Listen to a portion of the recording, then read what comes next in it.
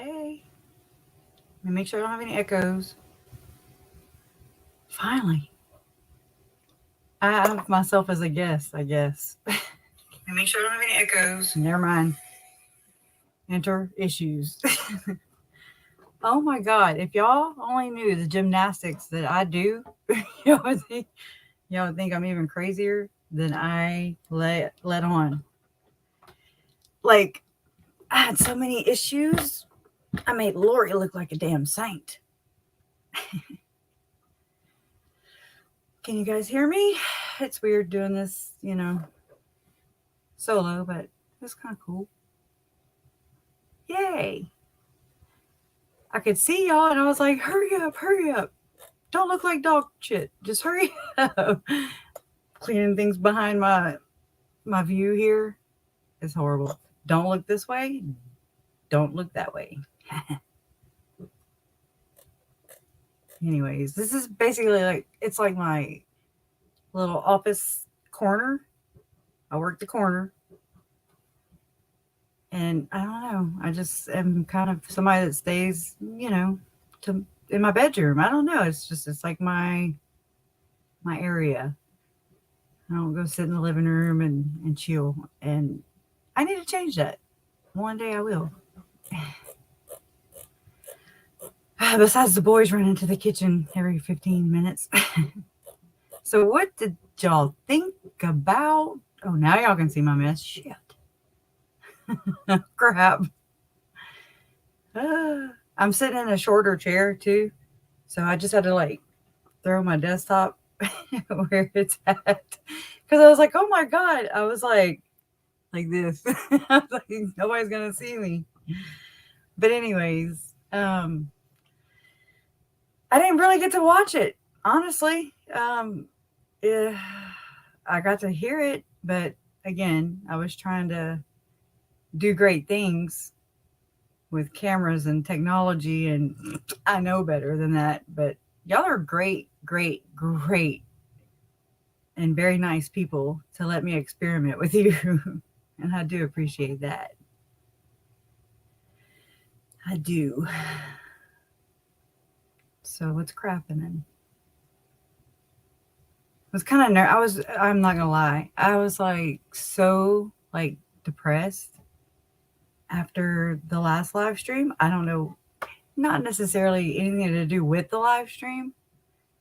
I don't know what it was. It's weird. It comes in waves. My energy just depletes and I'm just like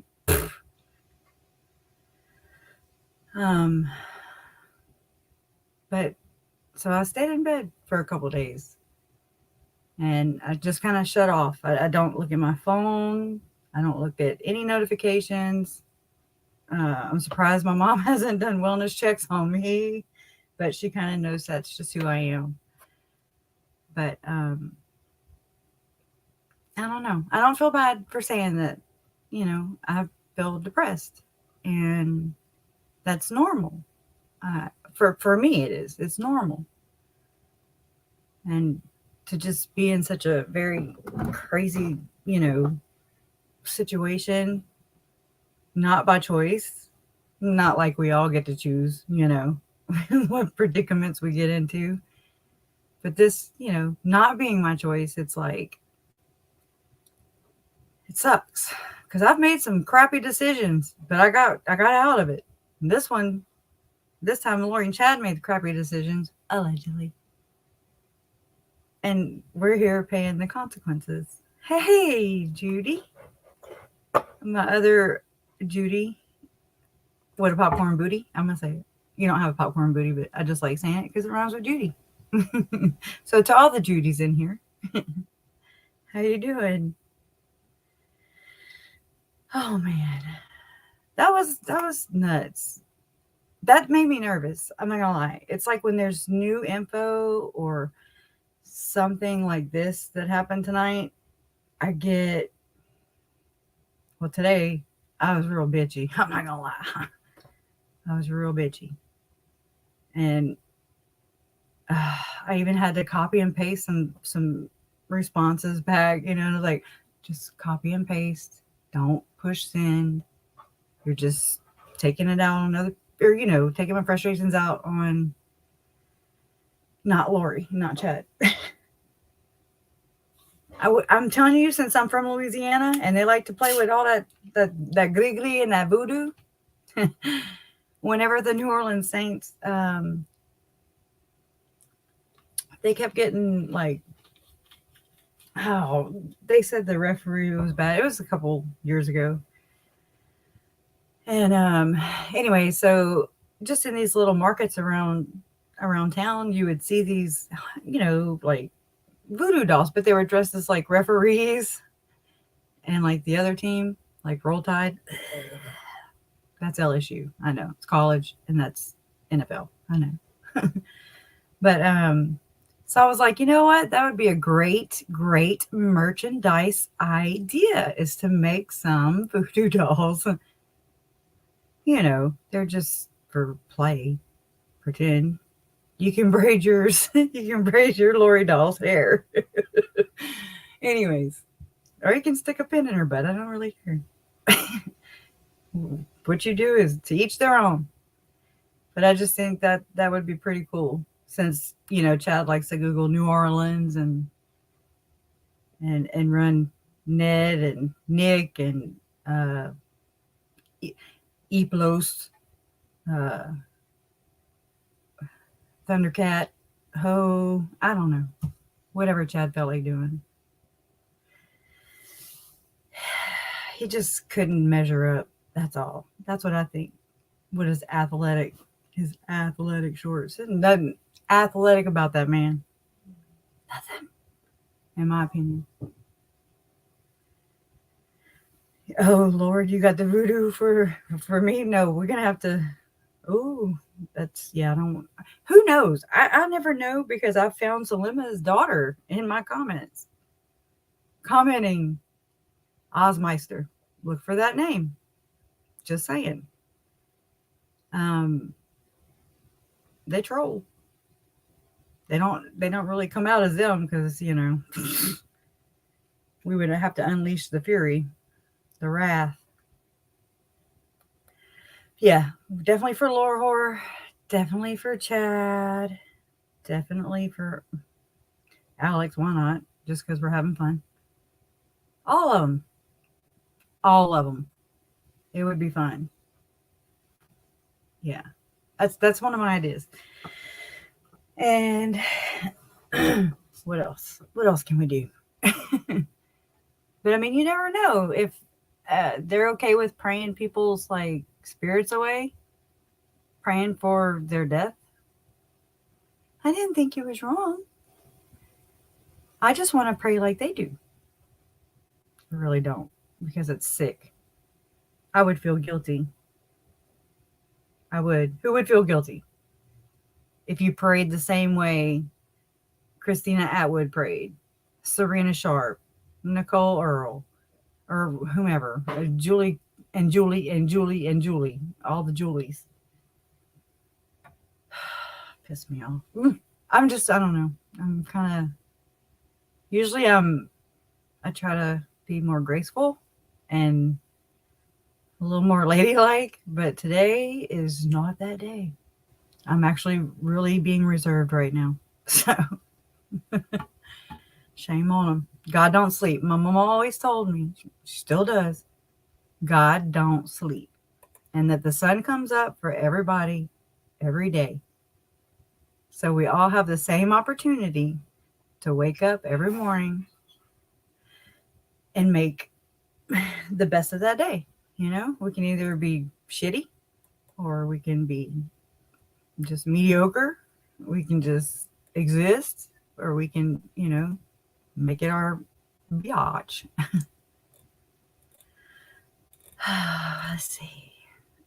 I have some comments that are like being held for review, but just know that it automatically catches them like that. So y'all know on my channel, anything goes. I don't ban nobody. I mean, unless they're Zuzu and whatever, all the people, them Arizona bitches. except for Judy. Except for Judy. Anybody else in here from y'all know what I mean? Arizona witches. Witches. But Julie said the Arizona bitches. So I'm just repeating what I heard. I haven't heard. I won't hear until everybody else does. I know that it drives my parents insane. Well, pun intended. Just, with her competency, and it just is one of those things where she has that, where we can either let her control and dictate how the hell we feel, or how our day's going to go, like this damn program right here that was just on. I spent like 30, 45 minutes just trying to set it up because I've never gone live from YouTube. So that didn't work.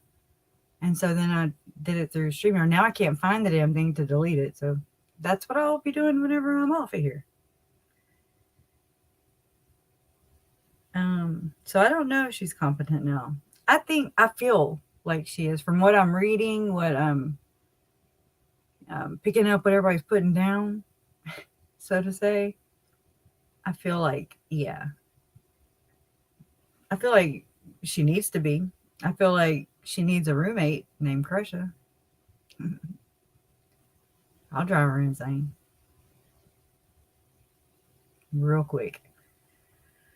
Sure got a lot on my mind. I asked my parents in the very beginning. I was like, dude, y'all, and look, I can go ghetto to just cling to the cross at the same time. Because I swear to God, I'm in protective mode. And I have been since this happened. And I was like, look, Mom, Dad, look, I'm just going to go to Arizona. I'm just going to go to Idaho. I'll just catch a little charge. Just nothing, not a misdemeanor. I mean, what? And I'm like, they can just, book me in jail. I was like, I won't touch her. I swear to God, I won't touch her. And I won't. I wouldn't touch her. But I was like, I will make her ears bleed because I will never stop bumping my damn gums. And anyways, they were like, no. And I really could. I can control myself. I can. A lot. Which sucks. But then it doesn't. Because then it's what separates us from being the Lorries in this world, right? I've got bail money. If anybody just happens to land in that predicament, well, yeah, we got that. So, but let's just, she don't deserve it. She don't freaking deserve it. But what I was gonna do is now look, karma, I have insta karma. Like, if I go, haha, I'm telling you, I'm going to turn around, I'm going to trip and fall. And I'm like, okay, I'm humbled now, God. Thank you. Thank you for humbling me. And anyways, so, but I'll get to that in just a second. I was like, look, and then y'all just bail me out. And then I'll be like, thanks, Uncle Charles. Thanks for the $1 million for the bail money. Oh, I'm sorry, Laurie. Anyways, it was tacky. It was in the beginning. But, so yeah, my ears started bleeding like a couple days later. And I was like, okay, yeah, no, I'm not going to put those kind of vibes out because I said I was going to talk her ears till they bled. And then, and what causes an ear to bleed? One wonders. Karma. I know that some of us wish that we had, that other people had insta karma. I really do. But then it's not up to me, I'm just like, she's one of those. They're those people that were like, come on, you don't like want to wish it on anybody because you want to take the high road. But then you're like, seriously? Oh my God. I'd already messed up 15 more times. Just to make sure. I exhausted all avenues. Dry air. Yeah. Well, that's not very often around here. It's like usually the dew point um, is really, really close to our temperatures. Actually, it's gonna feel like it's in the teens tonight and throughout the weekend. So that that's different. But that's this week, and then next week it'll be 80. Whatever. I did go to Vegas. We accidentally. That's so weird. We accidentally ran into, or by chance, we ran into Uncle Charles and Lori, me and Mom. I used to not fly anywhere. Like, I was so terrified of planes because I had an uncle that had another uncle that had, a, I don't know, 7-seater, whatever. I don't know, Cessna. I don't know what kind of plane. And all 7 on board, they crashed into a house in Joplin, Missouri. And that was in 2001. So I was like, hell no, I'm never getting on an airplane. And I really didn't. Mom's like, we can go anywhere. Italy. Where do you want to go? I was like, I want to go watch the game. I want to just be at home with my butt on the ground. But so we went to Knoxville, Tennessee. Because it was just it was quick. And then we went to Vegas, just her and I. And it rained 3 out of the 4 days we were in Vegas. She goes, it never freaking rains here. And I was like, well, I'm like, LSU's playing. So, and she was like, really? You know, I don't gamble. I gamble with my heart, my emotions. Yeah. Oh, Adam feared for his life. He locked himself in. I don't really see. I'm gonna have to. I did record it as far as like sound. Okay. I know they're gonna replay it and stuff tomorrow, but I don't. It's like when these things play, even in court, anything comes out. I'm mainly either like trying to distract myself, but it's on, but I won't like give it my all, my full attention. It's like I'm just trying to. That's the trauma, and that is where I'm just trying to make sure it's okay or safe enough to hear, if that makes any sense. Um, but don't get me wrong, I have watched things over and over. I've got them memorized, you know. It's crazy. Oh, you're having Tennessee Titans. You're in Kansas City. Oh, ooh, ooh. Sorry. I live in Kansas City. I remember that plane crash on the news. Yeah, that was very close to there. It was in Joplin. The airport lights wouldn't come on. And my uncle was helping a buddy of his who was a city councilman here in Lake Charles. His wife, they were separated at the time. Now, this is another lore whore, okay? And they were separated, and so she was like, so they didn't share any children, but she had like a 5-year-old daughter that was her youngest. And she lied.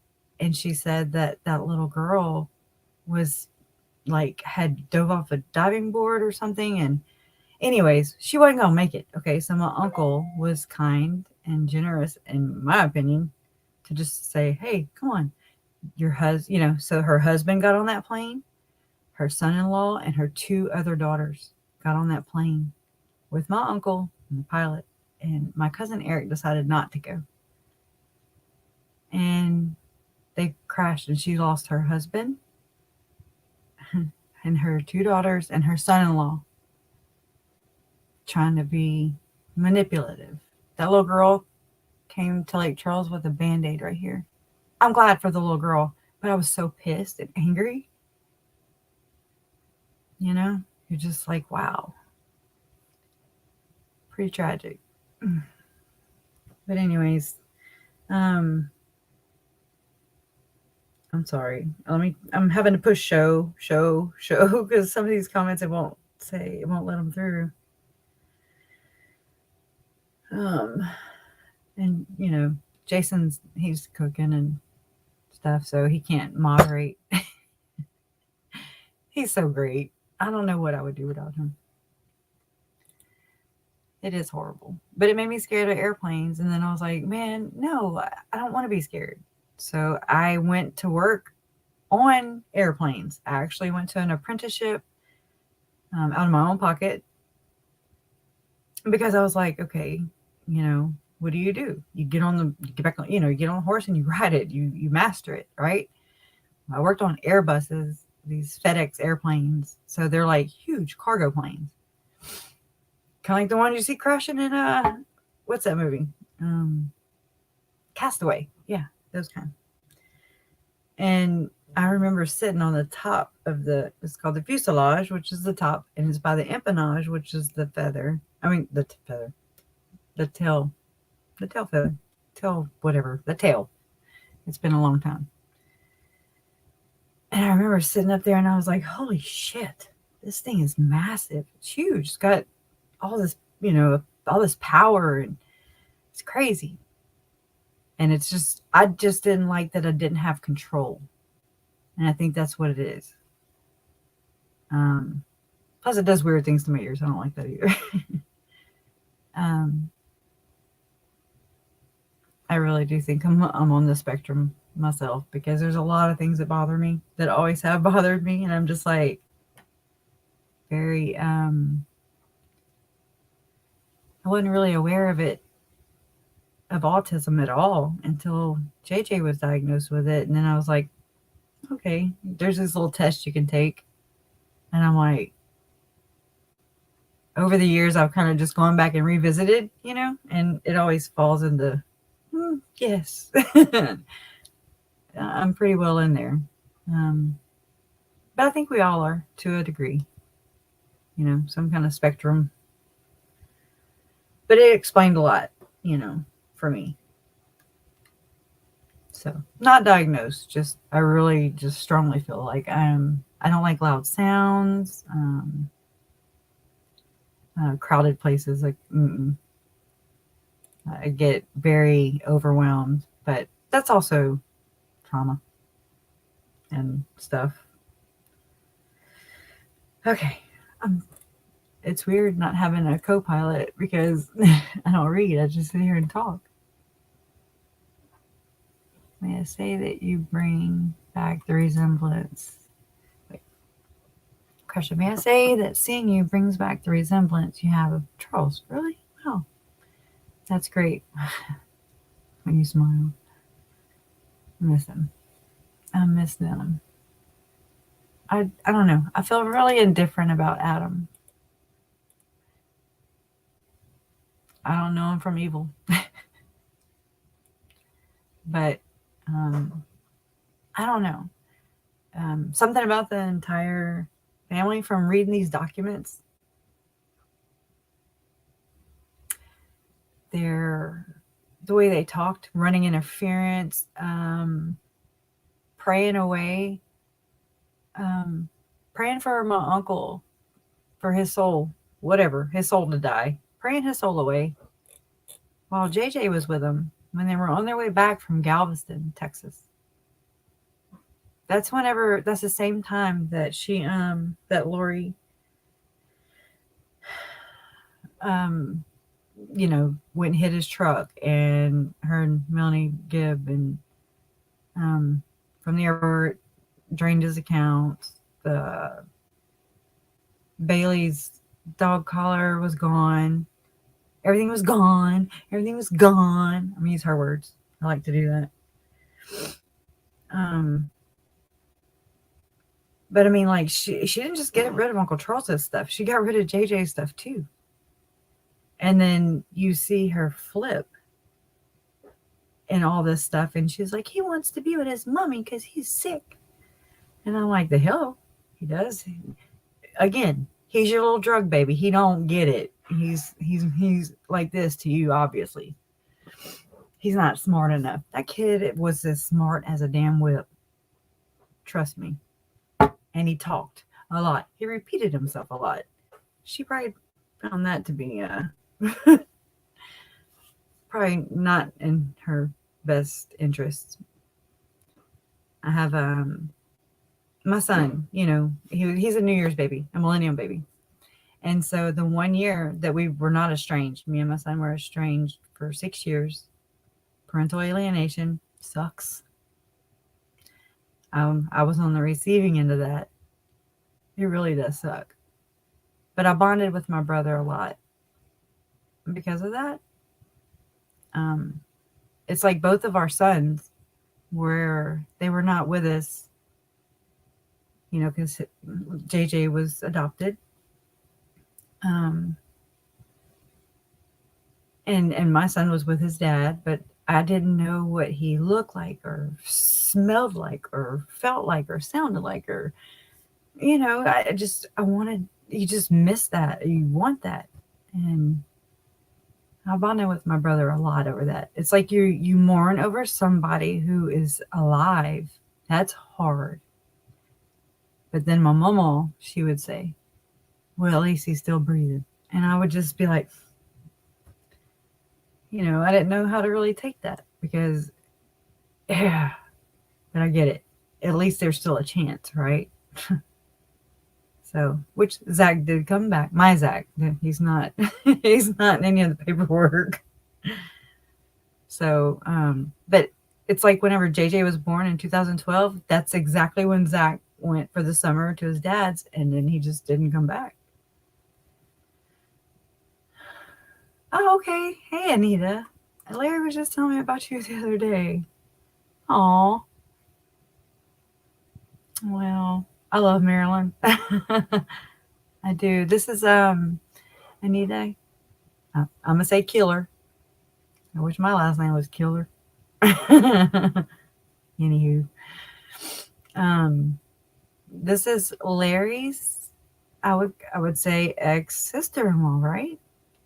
Yeah, if you're her sister from Idaho. Yeah, it's close enough to Idaho for sure. Oh, I remember Dustin going that way not long ago. Did he visit you there? Oh, I'm sorry, y'all. I'm playing with my greasy ass here. That's crazy. Well, I'm glad you're here. But yeah, so this is Larry's sister-in-law. My mom and Marilyn call each other wife-in-laws, even though that's Larry's ex-wife. Anyways, we love Marilyn. Except during hurricanes. Oh my God. During which one did we evacuate for? Whatever. Laura. We had Laura down here and Lori up there. We were getting attacked, infiltrated from north and the south. And anyways, and she's a nervous wreck during some hurricane, and we were, up at Uncle Bobby's, but still, and she put her little car in a ditch, and anyway, she didn't think we could get it out, and we got it out before she could even say, hey, y'all got it out the ditch? Anyways, but she's fun. At first I was like, oh Lord, she seems so uptight, Marilyn Woodcock. And she was a lot in here in the chats and everything. Marilyn was very heavily involved with a lot of communication in the beginning. And then the hurricane came and it was a distraction. Me and Mom called it a distraction because for one brief moment, you were like not thinking about, it's the only thing that got your mind off of the kids, because that was June when they were found. And then this was like, what, August? I didn't even know there was a Cat 5 hurricane coming to us. Mom called and she was like, are you evacuating? I was like, for what? What are you talking about? She was like, what? And y'all heard my mom. So I was like, well, I guess we better get our asses packing then. And we did. But it distracted us. And But then when Marilyn, we came home, and I don't know how, I live in a mobile home. I don't know how, besides the walls have to be made of a sponge. I don't know how this thing made it through 2 hurricanes back to back. I have no idea. And then they had a little bit of damage, but we just know, it's like we talked about it. We were like, those things can be replaced. It won't breathe life back into JJ or Tylee or Tammy or Joe or Charles or anybody. But we can rebuild, and that's the difference. And so when I was watching you the other night, KJ, I could tell you were frustrated, and I was probably maybe being a little too aggressive. I wasn't trying to be, though. I was just trying to participate. But I don't know. It is something that you have to process on your own and in your own time. And like Jen told me, the old mom, when she said that nobody gets to tell you how to grieve, that hit me. Like that resonated deep in my soul. And it was true, It's like nobody knew who I was. Everybody knew that Annie is Tylee's aunt. Everybody knows, all the people, my mom, my dad, they're all known, and then there's me, and they're like, who, people in chat rooms, who are you? And I'm like, I have a whole spiel. I'm JJ's aunt. I never really know what to say. I am the Tylee. I just say my Tylee because I don't know, she's about the same age as my daughter. So I didn't really hang out with my younger step cousins. You know what I mean? She was born in 2003. My son was born in 2000, and Ashlyn was born in 2005. So she was, 2002. Tylee. I don't remember. But she was 3 when I met her. So she didn't come in, when they came to visit in Louisiana, and I sure in hell didn't fly to go anywhere. They were up in Hawaii, and I was like, I'll pass. I'm good. I don't need to fly anywhere. But I tell you what, it took my nephew and my Tylee to be murdered and unearthed on Chad Daybell's property, and for me to have to watch it through a TV via YouTube, courtesy. Thank God for YouTube, and kind of the virus happening at the same time kind of made it where it was Zoom, so I was able to watch. I was able to connect and grieve, and still, though, I had to be there. I wanted to be there so bad. I still feel a very strong connection there. It's like you could see the love. It's tangible, And I know that's not where they're at, but I just wanted to. It was important in my journey, and you just kind of want to take away, and you want to run in front of your parents and see everything that is horrible and know everything that's horrible, just and from your baby brother, just so you can shield it. You can shield them from it. You can protect them. That's all I wanted to do, was just to protect them. I didn't care. I was like, screw it. I'll take it. That's not how it works, unfortunately. But I don't know. It's some crazy. This is just crazy. It's a life that I never saw. Ashley Tomasi. Are you from Lake Charles? Ashley Tomasi. That sounds really familiar. There's not very, very many of those that say ASHLI. Not that I know, it's kind of like crushes.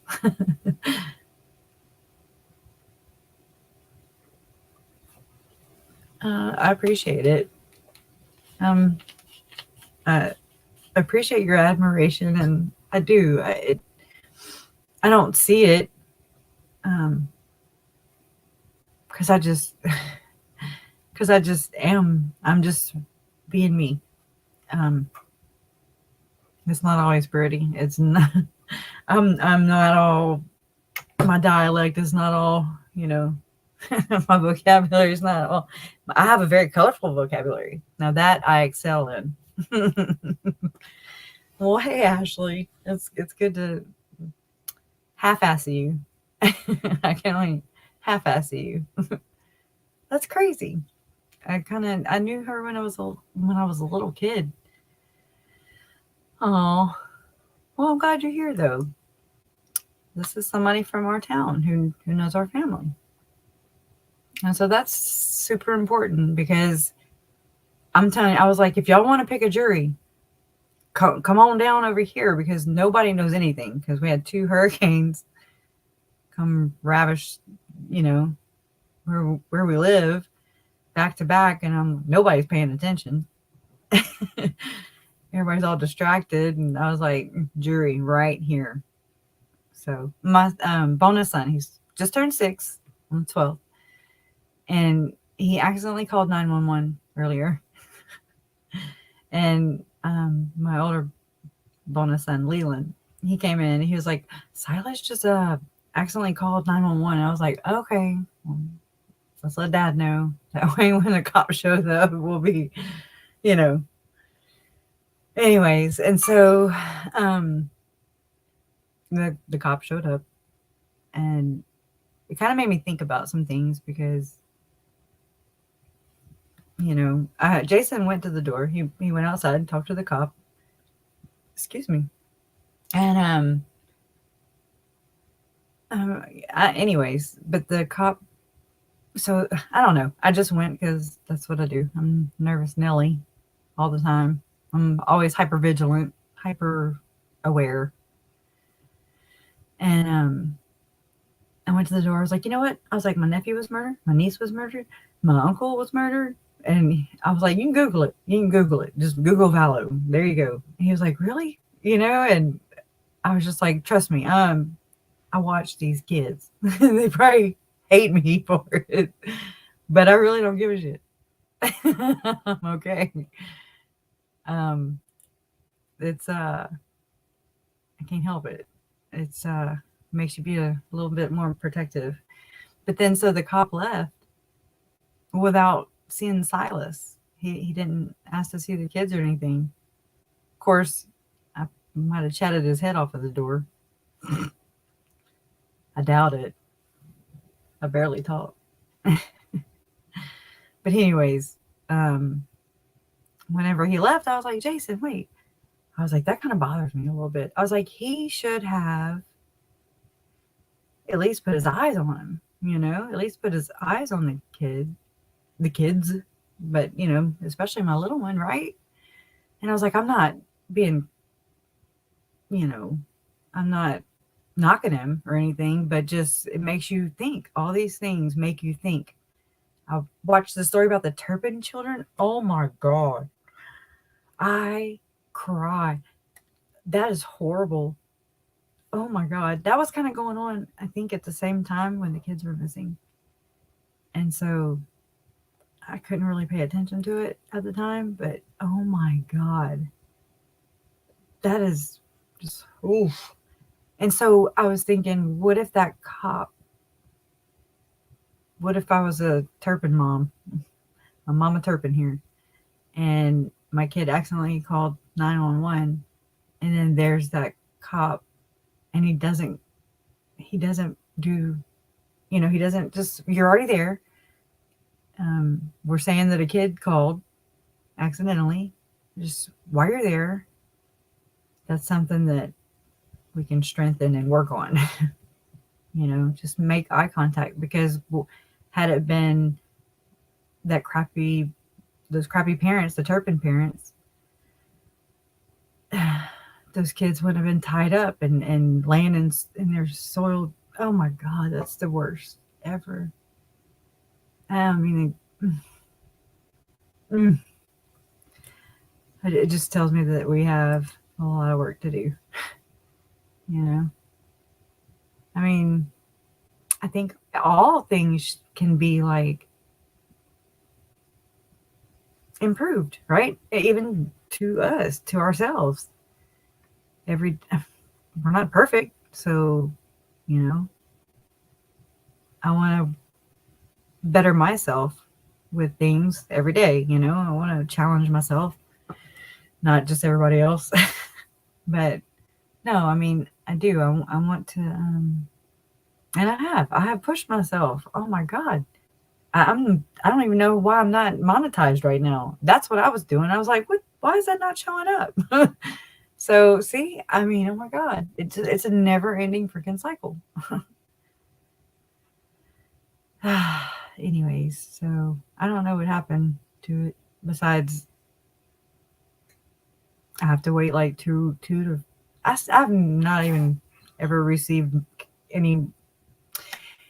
Let's see, I started receiving super chats or monetization and stuff back in like late November, and I still haven't received anything. So, anybody, like all y'all that have given super chats, I still haven't gotten them yet. But that's okay. They're in the bank of YouTube, of Google, and they're coming.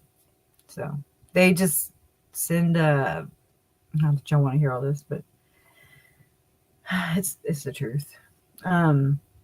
They send it, they want to verify my address. So they send it a code, a 6-digit code via snail mail, which takes 2 to 4 weeks, and that's normal. But because of coronavirus, expect longer time. So I guess whatever. I guess I'm out of the super chat thingy until I can verify that I live here. Crazy. Crazy, crazy, crazy. That's just how they work. It's weird. It's weird, weird, weird. And like I have Patreon set up. I do. And I'm telling you, I've tossed this back in my head so many times. And it's like I don't want to have to go there, but I think I'm going to have to go there. It's a layer of protection, you know? Oh, good night, Courtney. I'm sorry. Oh, good night. Thank you for the prayers. I appreciate them. I really do. Anyways, good night. Ta-ta to baby. The fado-do.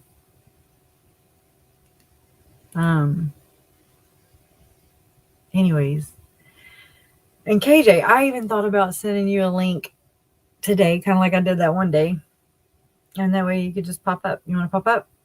Let me know. And I'll send it to you on the one means of communication I have. I can't put it in chat. But I understand. You also don't have to put your face on here either. You can do this. You can literally do this. And then bing! That's me before all this shit happened.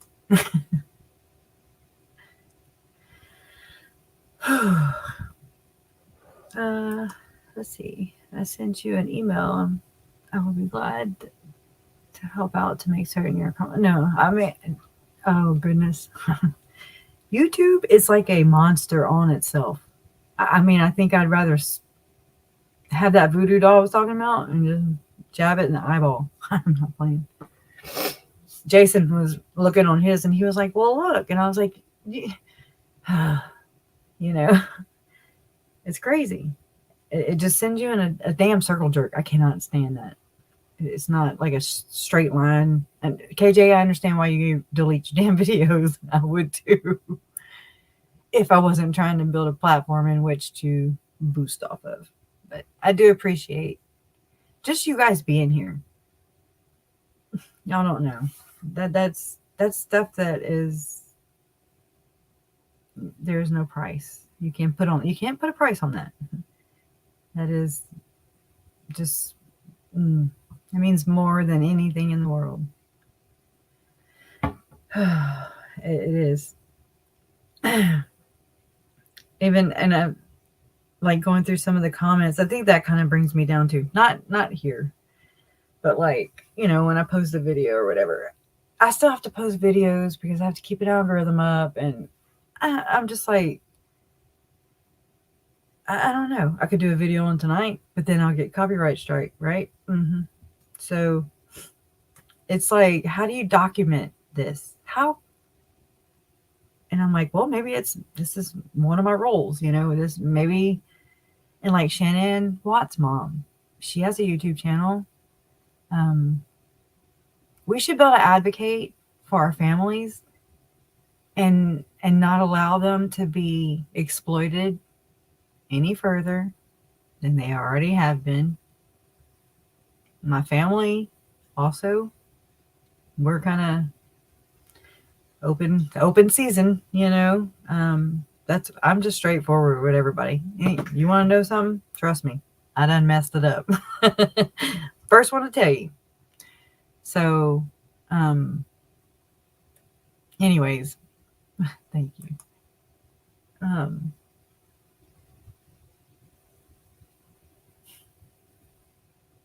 I know.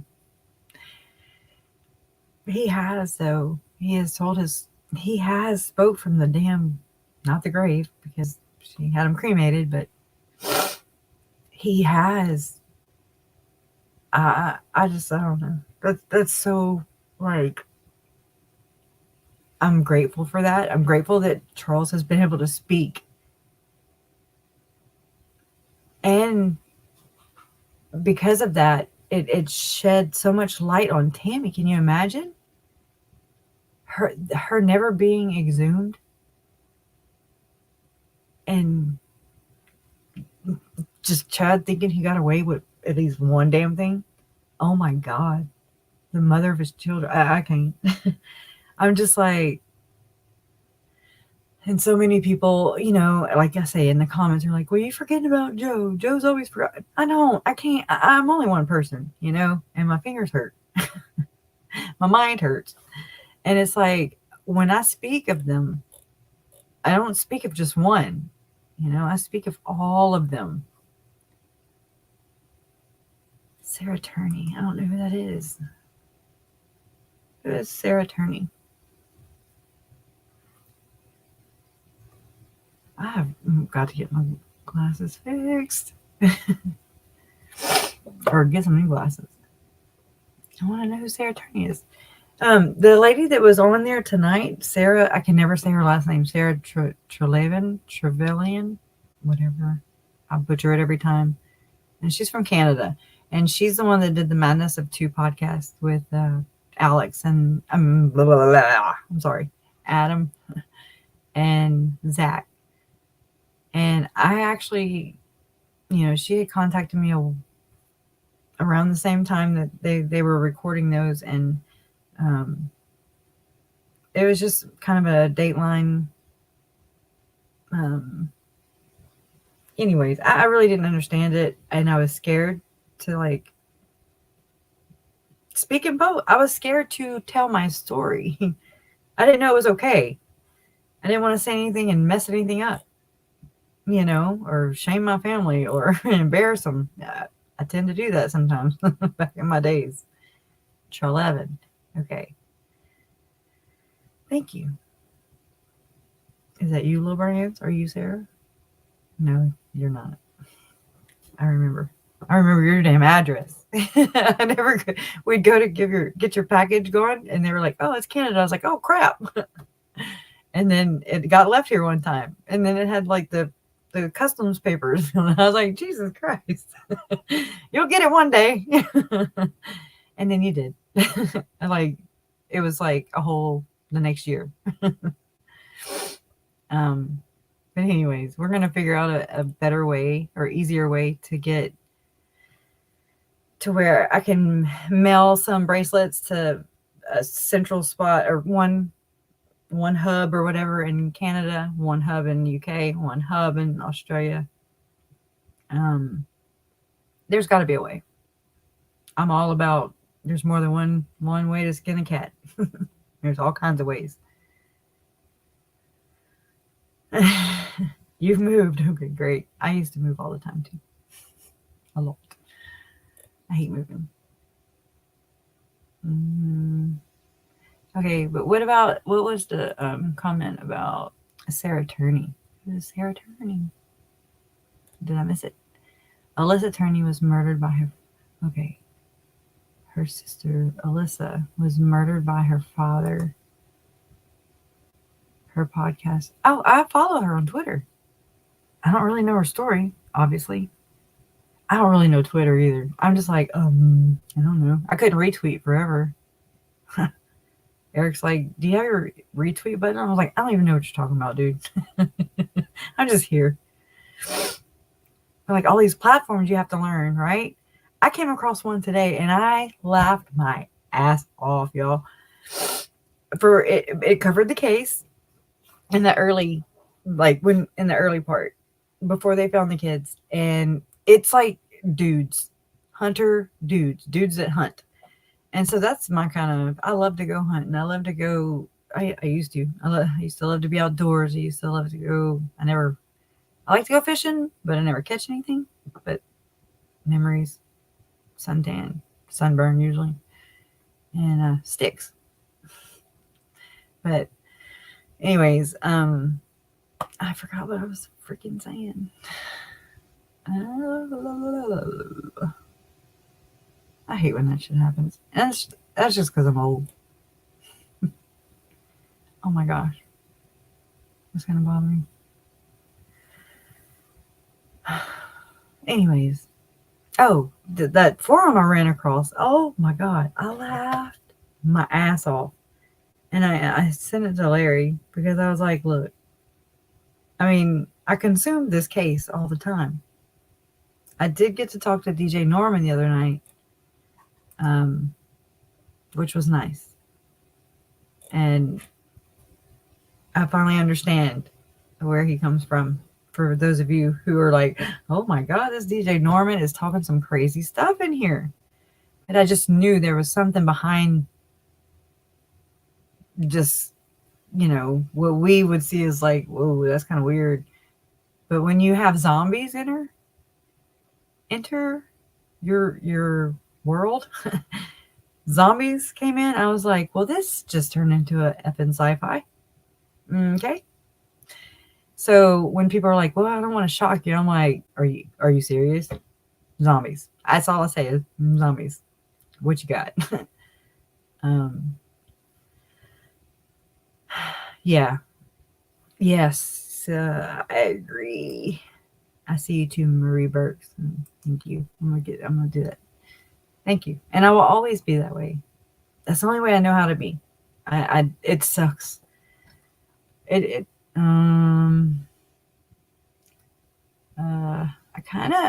don't know. Yeah, being honest, I do have to kind of water myself down for this platform.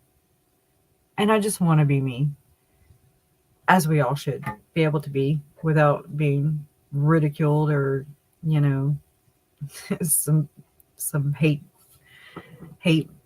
Oh my God. I mean, I get it. I had somebody tell me one time, sorry, they were like, you're just using your claim to fame. And I was like, if I knew where the hell you lived, tell them, Ashley, tell them where we come from. I went to LaGrange. Go hood right to Jesus real quick and back, vice versa. Look, JJ had a backpack he had backpacks galore. Okay, the kid was like me with markers. This is just right here. Okay, that's just half of my purples. Okay, I have issues. But no, he loved backpacks and he loved airplanes. And Mom kind of, when we went to Rexburg, the only time I've been to Rexburg, which was last January, right when they were trying to get rid of Rob Wood. I met him in between the days. They took a day off, like a Thursday. And I got to meet all the detectives and sit around and just talk shit with them. That was really cool. And just to look them in the eyes and shake their hands, and because you can see the trauma that will never leave them, you know. And I see that, and you can feel that, you know. But I got to meet, you know, Rob Wood, and it was very important that I did. Like, I just needed to look him in the eye, and I was like, look, I could tell, you know, that he really does. I know that we worry about, like, the ties, you know, to the heavy influence of, I'm just the church. I'm not, oh my God, don't come at me, please. Just speaking my mind. I'm actually just speaking, I'm being a realist, because that's what I am. That's who I am. Okay. The reality is that it's 97 to 98% Mormon population. And that is what Lori and Chad, that's what their background is. I mean, that's their foundation. Okay. Now they perverted it. They did whatever the hell they did. That has nothing to do with me or you or you or you. A member or not member. It, whatever, you know. That's who you need to be pissed off at. That's what I say. Because they're the ones that threw their people under the bus and shed all this. Well, I don't see it as negative, but negative attention towards this religion. I don't see it that way. Some people do. I don't. That's me. I just want to understand it. The more I understand something, then the less ignorant I am, and the more I can put this together. Right? Right. That's how I look at it. And I remember Mom telling me, you know, ask Brandon, you know, because Brandon is also Mormon. And I did meet him one time. And for him being a Boudreaux, I was like, you sure you're not from Louisiana? Are you sure? Because all our jokes here are Boudreaux and Thibodeau. Okay? Boudreaux and Thibodeau. That's how it starts. And then you're like, oh, Lord. Boudreaux is a very coon-ass name. It's Cajun as hell. But anyway, then she was like, well, ask Brandon. He'll tell you. That's where, you know, he helps them if they have questions or whatever. But I don't know what it was. I just kind of went off on my own and just learned the way I learned. I'd wake up and just kind of wherever I would end up is wherever I'd end up. Whatever I ran across, okay, so be it, you know. But trust me, it led me. Let me block that person. Damn. Whatever. Robots. It just, to me, it's like I feel like it's Tylee, JJ, and Uncle Charles guiding me, you know, because call me crazy, call me whatever, but I know what I felt. I know what I feel. I know my intuition. Like, it's taught me to trust in myself. It's to be more confident. It's okay to make decisions. It's okay to go off your instinct, really, because it's more than likely right. I've had some pretty crazy things happen, but it's a gift. I see it as a gift. But anyways, but they kind of guide me. And so, I mean, I have, you know, their pictures are all around. And they always leave me feathers. I'm telling you, I have feathers. There's naked birds flying around, I always say, because they leave damn feathers just in the weirdest spots. Straight up. But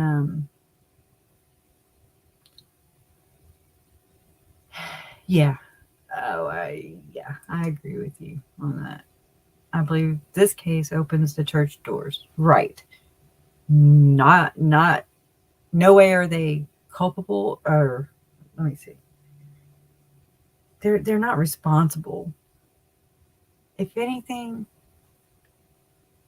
and just being honest right here.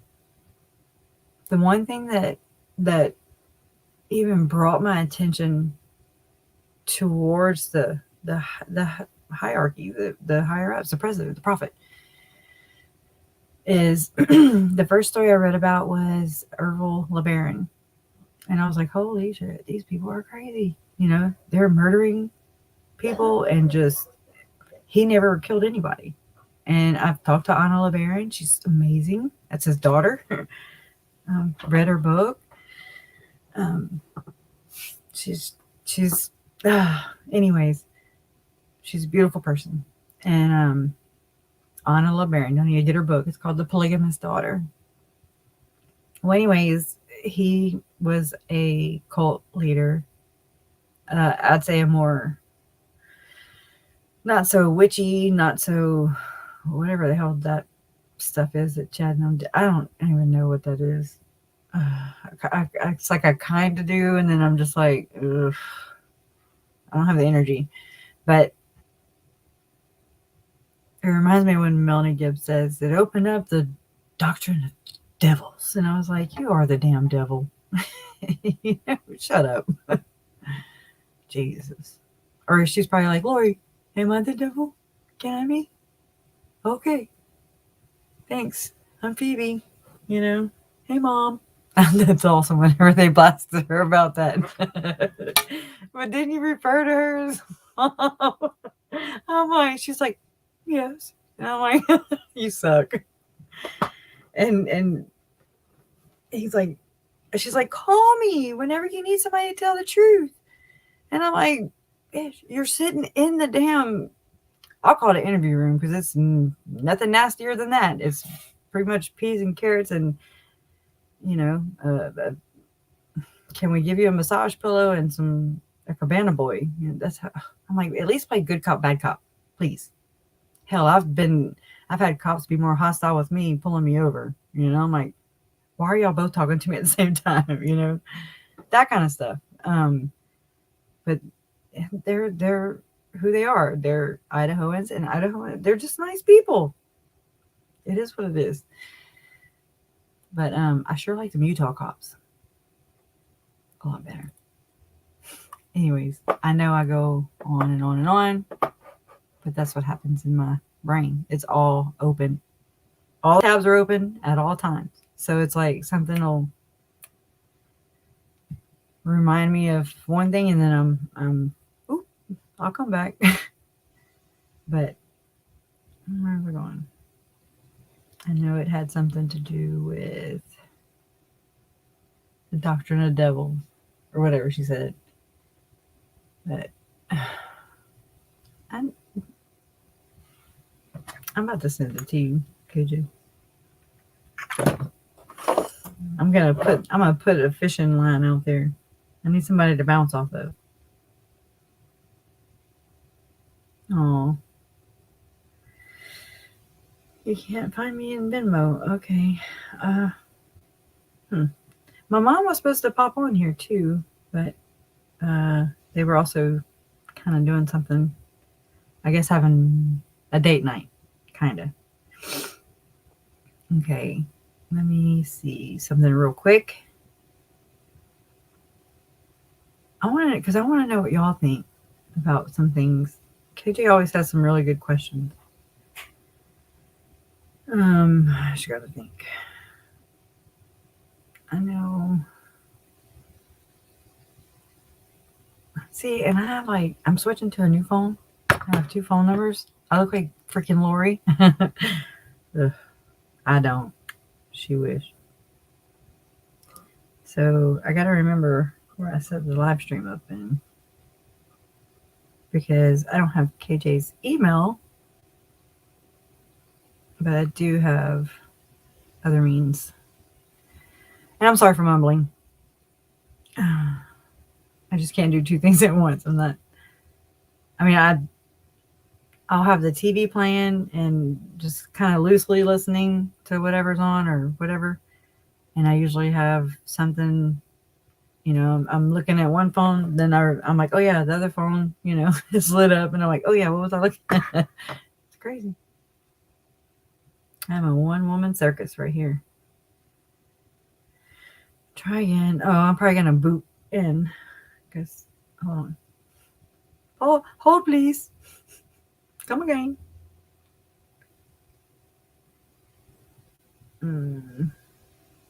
Enter. Told you. Ooh.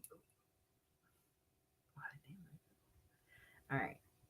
Let's see. I need this. I need to go to.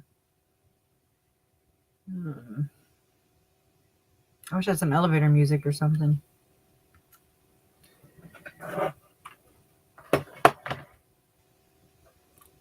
Let me scroll up and see.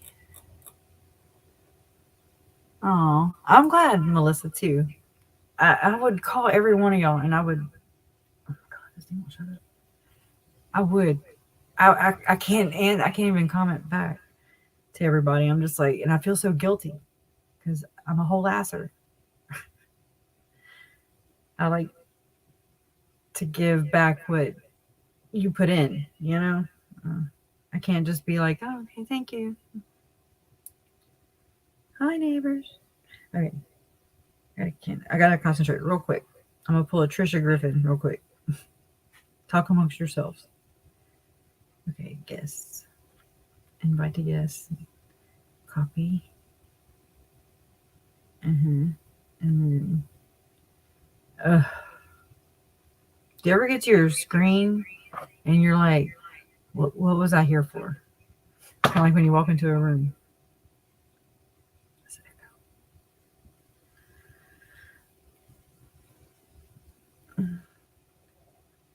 Okay, hold on. Let me put that in my notes. I don't think I have KJ's number in this phone. I have it in my old phone. So I gotta send it. So dumb. Okay, copy the clipboard. Okay, I can email it to myself. That's what I'll do. D to D.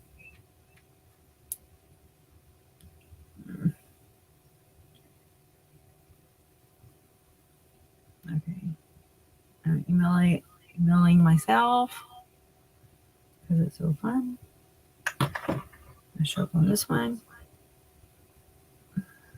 There it is. Now, I don't know if you want to or not. KJ, that's up to you.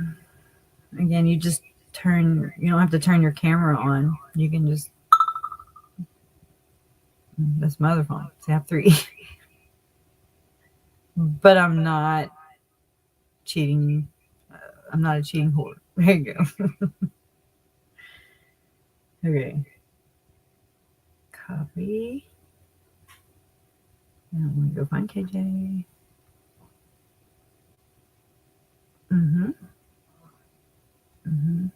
I sure hope you can get this. Paste. Send. I did what I could do. I do. I know. I usually. Oh my God. Okay. Oh no, I'm still echoing. All right, I got to close out of this. Remove from stream. Okay. Shh. Oh my God. Y'all hear it echoing? Holy crap.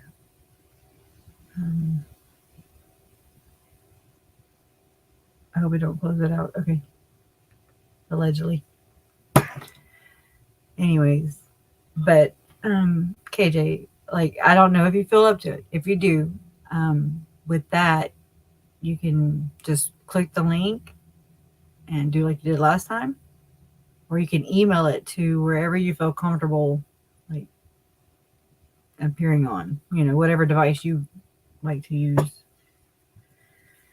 But anyways, I'd done that and I put it out there last time, and then everybody was just popping on, and I was like, it really was fun though. I'm not gonna lie, but it was chaos. And And so I found out that January 25th is opposite day. And I was like, how about we have a live stream where whatever, I just let everybody run amok. And just whomever gets on, gets on. I sent it to the only way I have. It's actually, it says browser based. It says, oh my goodness, like that. And then so you'll click on that. And then you won't be on right away, but you will kind of like you did last time. I know you did way better than my mom. I could see mom backstage and I was like, what happened? Because she was just looking at it and I could see the ceiling and everything. And Carrie, I'm so glad that you got the bracelets and that you were able to share with Nate. Nate Eaton and his wife went into the restaurant where Carrie was at, or Carrie worked. I don't remember. And she had just got the new bracelets that say Justice for Tylee, JJ, and Charles. Until I can work up and get it for all of them. Okay, one person.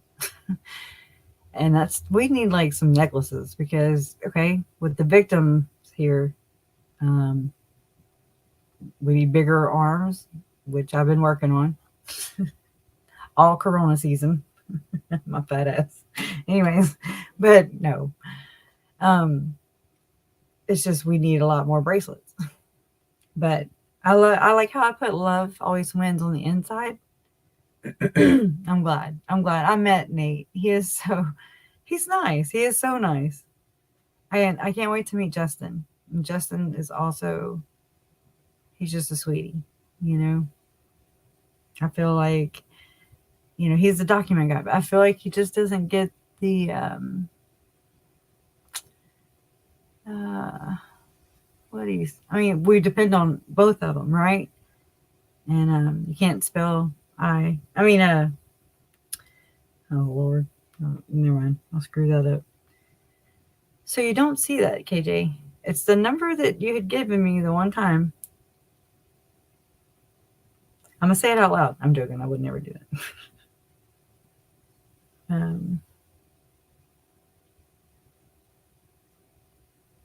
I don't even see the damn number.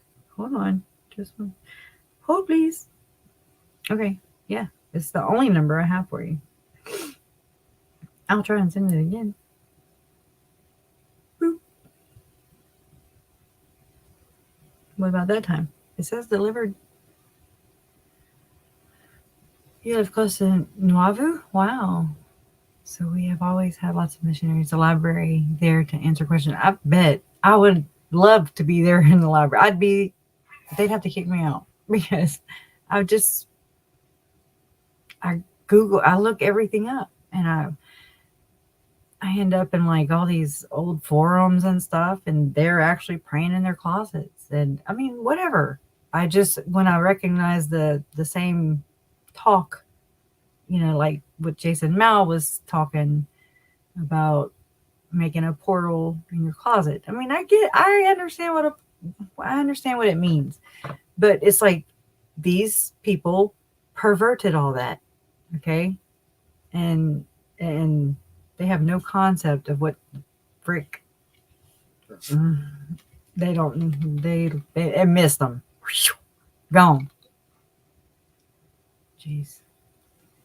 Yeah, patterns and behaviors. Oh my God. But that's what brings me back.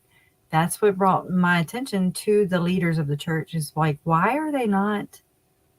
Okay, you know, there's Lori, and she's all smug as a bug in a rug, and tight-lipped. And I'm studying. I study her. I watch her. I have listened to. Trust me. Anyways, and her mannerisms and just things I never noticed before. Of course, I didn't spend a whole hell of a lot of time with her before. And I saw the same thing in the church. They did not say anything. Now, the community members, like where Megan lives, Carrie, you know, everybody Rexburg, I feel like they, in a way, took up slack for the church, and they were impacted. They should have had a grief counselor go there, because this really does. I never saw it that way. I never even thought about it. But this hurt them. This shook this community, and it shakes people all the way in freaking Africa. So why would it not?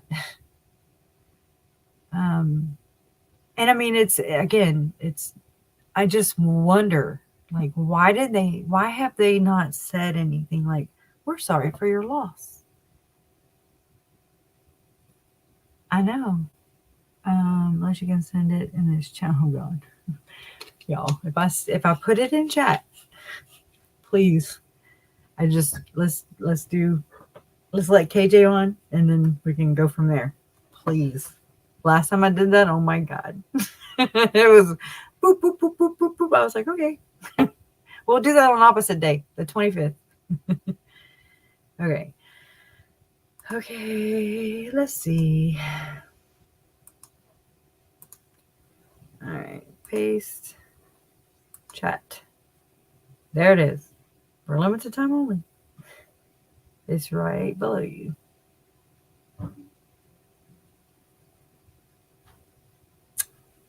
Oh, love, we saw the devil. Love, we saw the devil. I watched one of their old ones today. I just like the way she talks. I just like the way they talk. They're just real. And like Pretty Lies and Alibis, I love how they've grown with this, Like, I caught Fruit Loop on Alive by herself. She's like, this isn't so bad. And it was like pulling freaking teeth for me. I was like, I do not want to be vulnerable or give anybody a reason,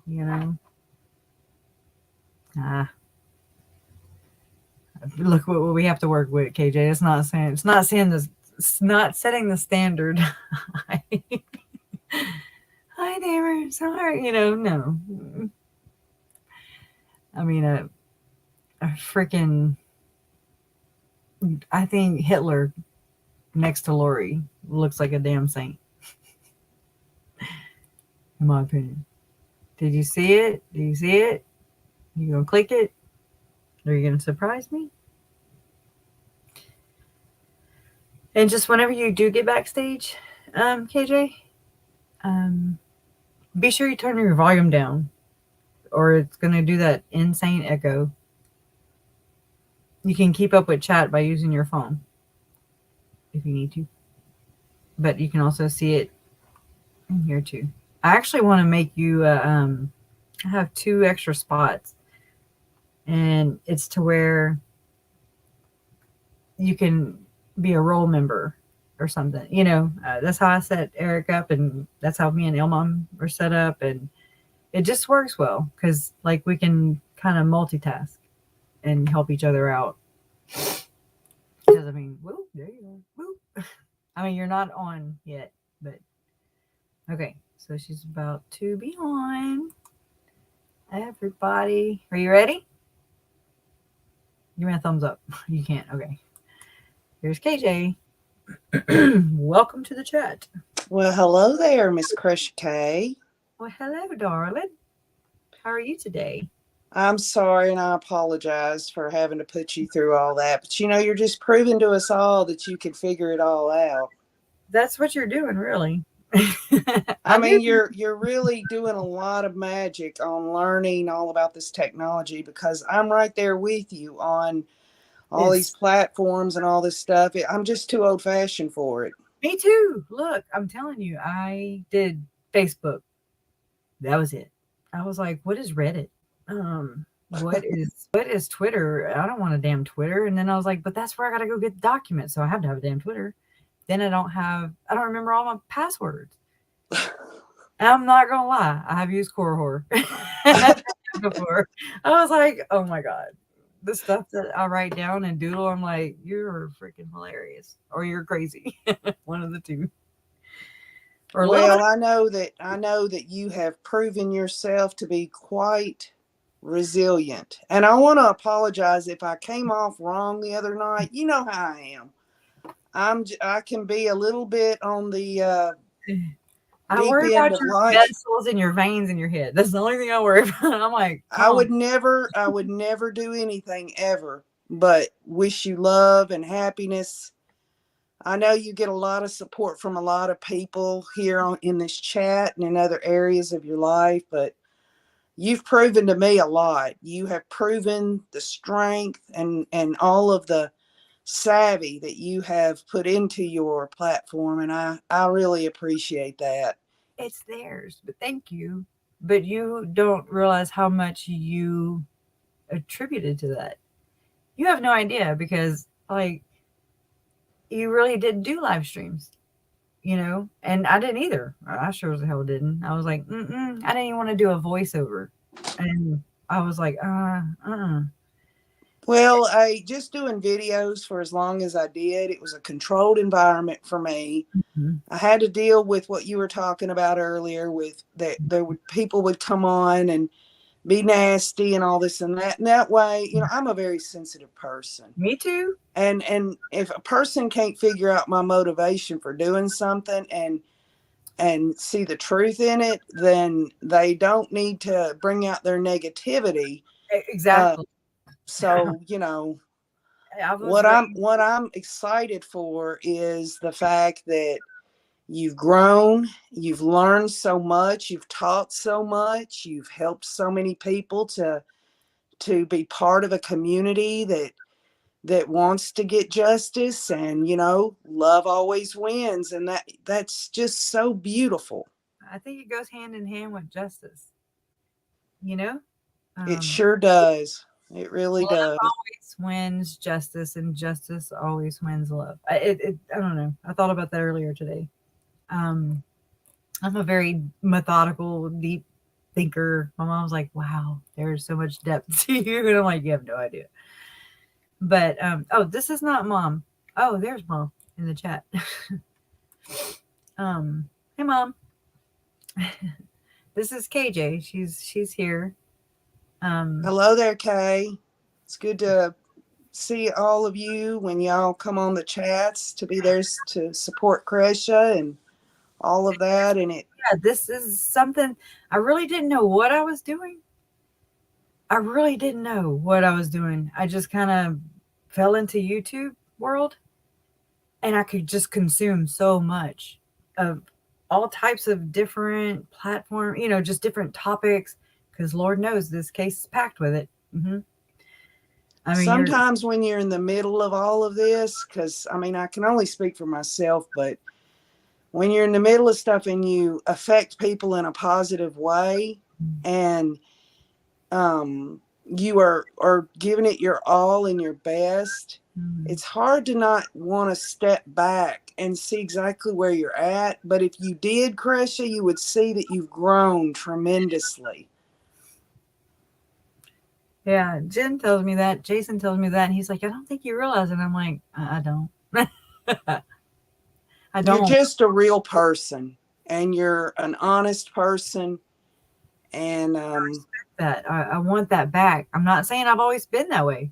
Oh, girl, you don't know. You just don't know. I'm 50 years old. I've lived a lot of life. I've made a lot of mistakes in my life. I've done things I regret, but we only have today. Right. Today is what we have, and we have memories of yesterday, and we can make memories in the future. So I try to live in the here and now and not beat up on myself too much about it. It's so hard though, right? And that's just being honest. Like, we're our own worst critic. I am. I beat myself. Yeah. I like, before anybody can kick my ass, I've already kicked it every right. And then I'm like, all right, bring it on. I think that's why you're so strong, is because perhaps you do beat up on yourself too much, and you've toughened yourself up like a dang Rambo, a boxer or something. You're just a very tough woman with a very big heart. and you just are like an open book, and I can appreciate that. I want to be approachable. I just want to be like, I don't want anything more. I don't want anything less. I just match my effort. That's all I ask. There's never going to be another you, Crescia. Well, I know, but just reciprocating from other people. Like, I know that it's give and take. It's give and take. I know. And God knows that man in there. I've been the taker because I've just been, lost or just spinning. I don't know. But trying to channel it, trying to ground, trying to just turn it's never going to bring them back. I know that at the end of the day, love is what's going to win. At the end of my life, at the end of your life, I hope for everybody at the end of their lives that you can't take anything with you. Nothing. And my uncle displays this, okay? And I really look up to him for that. Like, he was a man of his word, and he lived by it, and God dang, he that was his demise as well. But I'd rather go down being me than are you tinkling? No, that's awesome. Well, I think there's millions upon millions of people that see your family in a very beautiful and loving light. And it's not just because of the tragedy that has happened. I don't think that people are necessarily feeling sorry for you. I think they have empathy. Yes. And I think they realize that they're looking into the screen at you and seeing the strength and themselves. Yeah, yes. It's absolutely incredible, really, Krish. I wish that you wouldn't be so hard on yourself, but you know what? That's something you're going to have to work on. I work on my own junk. I can give advice better than anybody else, but it's hard to take it myself sometimes. I'm like, you're sitting here, you're talking, and it's like I need to just have it pointing back at me, and and I think there's so many of us like that, that beat ourselves up, and I want there to be a thing where if you're a mom and you are just about to lose your shit with your kids, I have done it. I have lost my ever-loving mind. Never have I gone the route that some people have gone. Thank God. But I've slid down the other side of the door and cried my eyeballs out and just, but I want somewhere where if in I watched a woman the other day, an 18-year-old girl throw her damn newborn baby in the damn dumpster like it was Taco Bell. And that bothers me, that it bothers me. There are things set up and in place, especially for newborn babies. That floored me, and the baby lived, and that floored me, and I was like, oh my God, wow. I know that, I was a lot as a kid.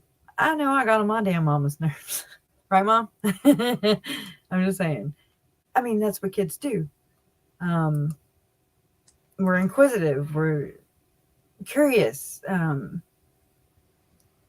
sometimes maybe affectionate. And, it just isn't always easy when you're a single mom or even in an unhappy marriage, or whatever your circumstances. It's like, it's not always easy. Now, I have found in the Mormon religion, the Mormon faith, that from my perspective only, and this is the most genuine I can be, it's like there's extra pressure on those moms. And, that factors into this. And it's an issue that needs to be addressed for all moms, But I've noticed in this now, I have not um, had to go study Catholicism or Baptist or what, I haven't, that's not the path that I'm on.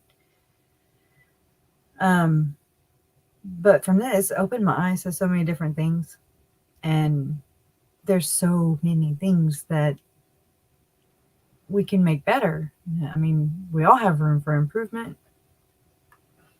I mean, that's the whole point of uh, Jen, the L mom. She's going to school for policy and procedure, changing laws. And I adore her for that. Well, can I just say something? Sure. When I watched that 2020 this evening, I thought of your mother and you, not in the storyline or anything, but in the part where it talked about Lori got in her vehicle and she moved to Rexburg very quickly and all this and that. It seems to me that they should pass some kind of law that says if there is an open investigation, that the police need to tell anyone involved, whether they're guilty or innocent, Mm-hmm. tell them do not leave town until we've had time to look Yeah. through this stuff. It just seems like that's a I simple want fix. everything. I want everything. Yeah. I mean, it just, yeah. And I've never thought about, I thought on a bigger scale, but not even about that. And that's what's awesome about this is that's a great idea. But I mean, how many open investigations and we're not talking about theft or some kind of misdemeanor. We're talking about someone's life here. And if yes, you're not ready to close an investigation our yet, and the people lives. that were immediately put in it, Mm-hmm.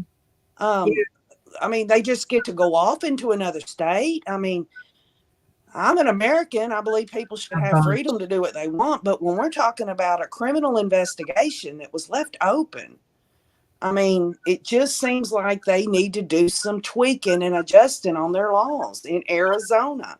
There's so many cracks that they fell through, so many cracks, and I'm like this. I mean, I get to that level. Either I'm overwhelmed by it, or I'm just like, this was God's plan. Who am I to question it? They fell through all the cracks because that's the way it was. That's the way it was. It's supposed. It's that was their destiny. Whatever. Uh, but that's I'm not making excuses. No, those are to show us where things need to have light shined on it and not stop until these things are fixed, improved, until I mean, oh my God. We could go down a laundry list, down to the mental health evaluations, Mhm. things of that. I mean, there's just so many The, things that are prior 100% assault, correct. the come on. I mean, there's so many things. All that text and stuff. I've printed 200 pages of. I call it the 1108 report. There's 1108 pages in the second data dump, and I actually have a podcast that I'm going to release. Probably that's what I'm probably going to do with Patreon because it's an added layer of protection. People can't, really. They'd have to pay to come in and rip it off. Is what I'm saying.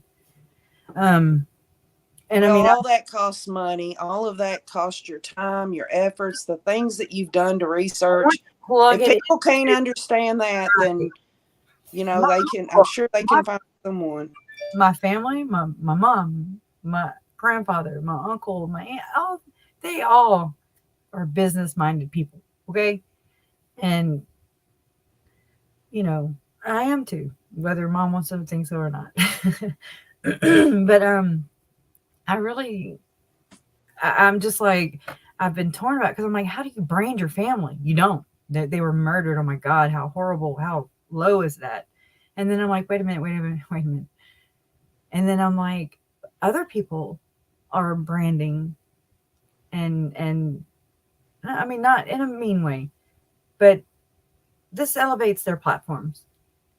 Well, I've always noticed that you've This, always had a sense of hesitancy when it came to this issue. And Mhm. I think that, and this is just my belief, I believe you're going to come to a point where you're going to feel 100% whole and at peace with it. Yeah. And you should do it when you're ready to do it. And you shouldn't worry one bit what anybody thinks, You're Chris. right. You're right. I know that. I need to hear it. Well, I think everybody would be in agreement on it, and I think that a lot of people, your subscribers and other people that come visit your platform and everything, I think they see the priceless value it's of what you're doing in this screen right now. it's an And investment. and maybe that is the reason why you couldn't watch the 2020 I can't at the same time. Maybe people understand that. They understand how it's having to go down that painful road all over again. rehash. It is. It rehashes things. It's hard. It, I'm. I didn't really even realize it was driving me insane, but I kind of noticed maybe it was probably doing the same thing to my mom, and I don't really know. I'm sure Larry too, but I mean, uh, Well, you're your mother's daughter, and she's a strong woman. And if she's strong, I know you are. yeah, And exactly. you have a lot of people that want you to be just exactly how you are. You don't have to compare yourself with what other people are doing. Yeah, you're right. I mean, I know that, but I needed to hear it. I don't need to hear it. I like to hear it. It is validation or it motivates me. Well, we could all use some motivation in our lives. And I'm going to tell you right now, you've motivated me.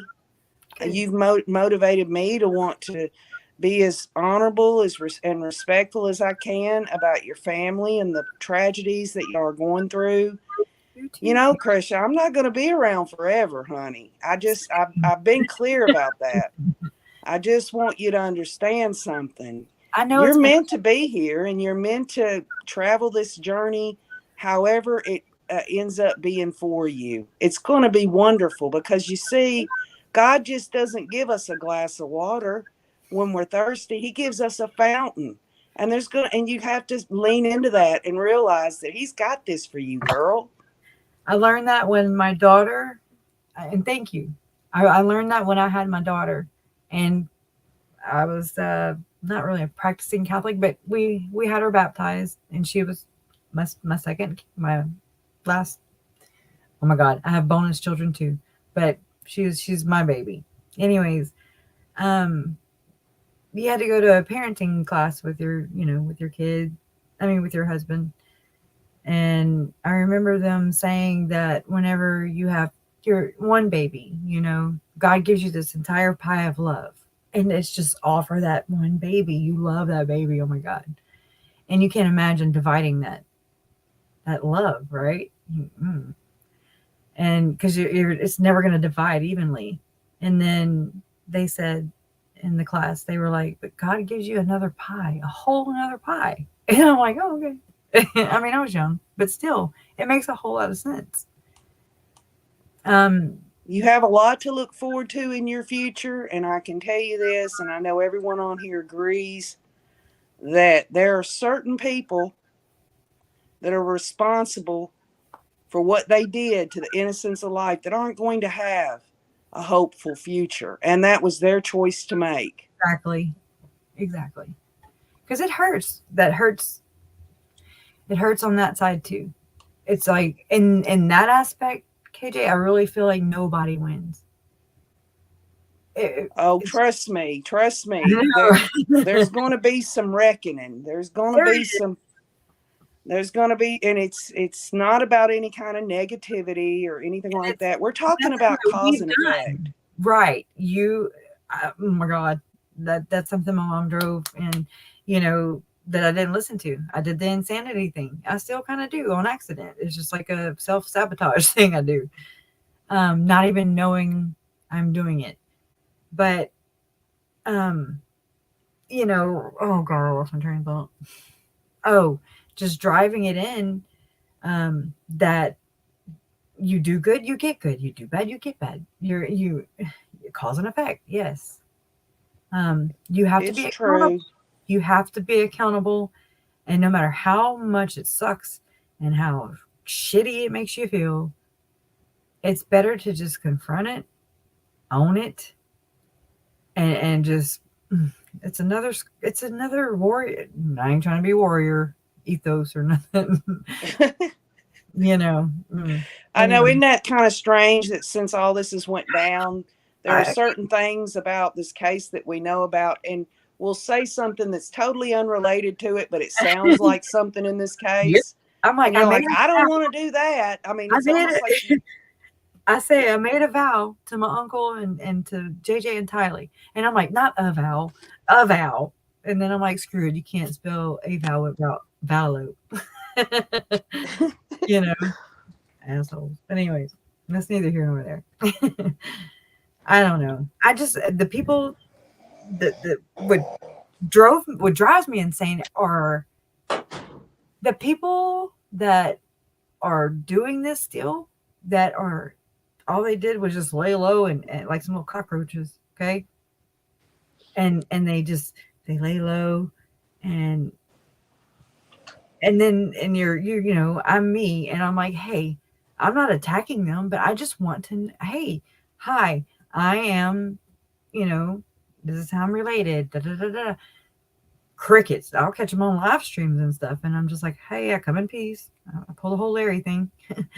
I come in peace, and they're just like, and I'm just like, wow, okay, okay, we're not, I guess not cool enough or good enough, or I don't know. It's good weird. enough or cool enough for I'm who? being sarcastic for like Because you're pretty much number one in my book as far as a wonderful person. I just want to understand. And I'm not implicating anybody. I'm just saying they kind of implicate themselves whenever they duck and dodge and then continue doing sketchy shit. I'm not cool with that. Because there's Well, going to that's be the a difference, story. really, because, everything that they did, these people that are involved, it was done in secret. It is. It It was is. done in the darkness. And people like us, we have nothing to hide. We just give of ourselves and we show our imperfections. We show we're not Yeah. perfect people or that we're hypocrites or anything because we speak the way we do. We just say, hey, I'm a imperfect person and I want to understand, or I want to get down to business about this or whatever. But these other types of people, they just have to hide. They cannot be open about their belief systems. Because they And don't think they're doing anything wrong, maybe? Or well, why wouldn't you want to share your belief systems? right? I mean, why wouldn't, for instance, Anything in tonight secret. on the 2020, Adam said that Lori had told him these crazy ideas. Mm-hmm. And Janice said on the I 2020, know. Precious, she said, yes, I got the details, but I didn't actually hear Lori say it. So, And then y- Uncle Charles, too. I mean, you know, when he told Zach, well, she's not hurting anybody, you know, but Uncle Charles would hold himself accountable. Also. He did. Trust me. He died for it. He paid that price. Um, but it also just, in a way, he enabled her right there to carry on. It wasn't hurting anybody yet. But I mean, again, we're not psychics and we can't foretell the future. However, these are flags now that we need to be, you know, maybe learn. If hopefully people can learn. I well, don't I know. mean, he went and tried to get her mentally evaluated. I think he tried to do what he Did could. everything. I would have look. He had way more patience than me because I would have put my hands on her by that time. I would have still my vehicle and my money. Oh my God, we're gonna go toe to toe. Or you know what I mean? Not like that, but Well, I mean, we're like everyday people and we see things. And the reason that we see things is because we can recognize them. We can't see Yeah. things that we don't recognize. We only see things we can recognize. And perhaps, just perhaps, the insight that everyone has can see through Right. this meek excuse for Lori's mother not wanting to help get Lori help. I mean, who thinks that's going to fly? I mean, Because because Lori didn't say it to her, because that's the answer. What? Adam's lying to her? that's Charles the is lying to I, her? I I mean, call it the cult of the parents. That's what I call it. That's what I had. I mean, I didn't go in with that. I've learned through this that when we're born, we have our parents, right? yes. And we don't have really any outside influences until we begin school, church, um, activities, friends, neighborhood friend, and things like that. And all those things, go into building who put into who we are going to become. And it just seems like a lot of unhealthy beginning, to begin with, family, home, um, especially when there's two. I'm like, Jesus, I got plenty of thread and needles and all kinds of things. We can just sew it up. Just lock that thing down. Mm-mm.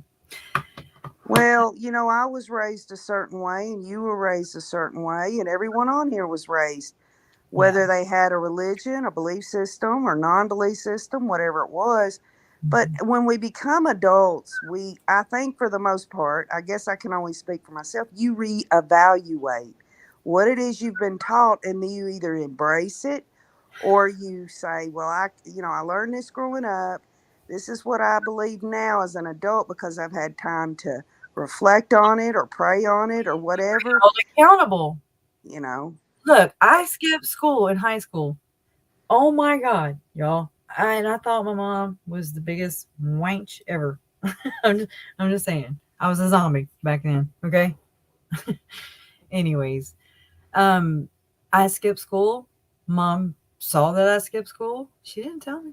She called the principal. And I was in 12th grade and I couldn't even skip on senior skip day. I mean, I busted my ass the rest of the year. She held me accountable. She It was tough. It's tough love, but I needed it. I'm Well, not forgotten it.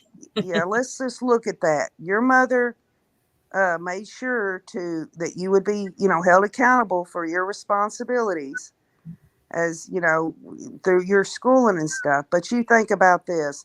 Mhm. Lori as a mother, what was she going to hold Tylee and JJ accountable for? Did she Her ever? I mean, from my understanding, Tylee was put in the middle of her and Charles's situation. I Whenever I think Lori Lori wanted to be put the heavy on everybody Tylee, she'd use Charles. And when every on. time she wanted something from Charles, her and Tylee would gang up on him. Or, it She was never, it was a no-win situation with her. She was not going to do anything but what was for herself. and still won't. She's not. That is the same person.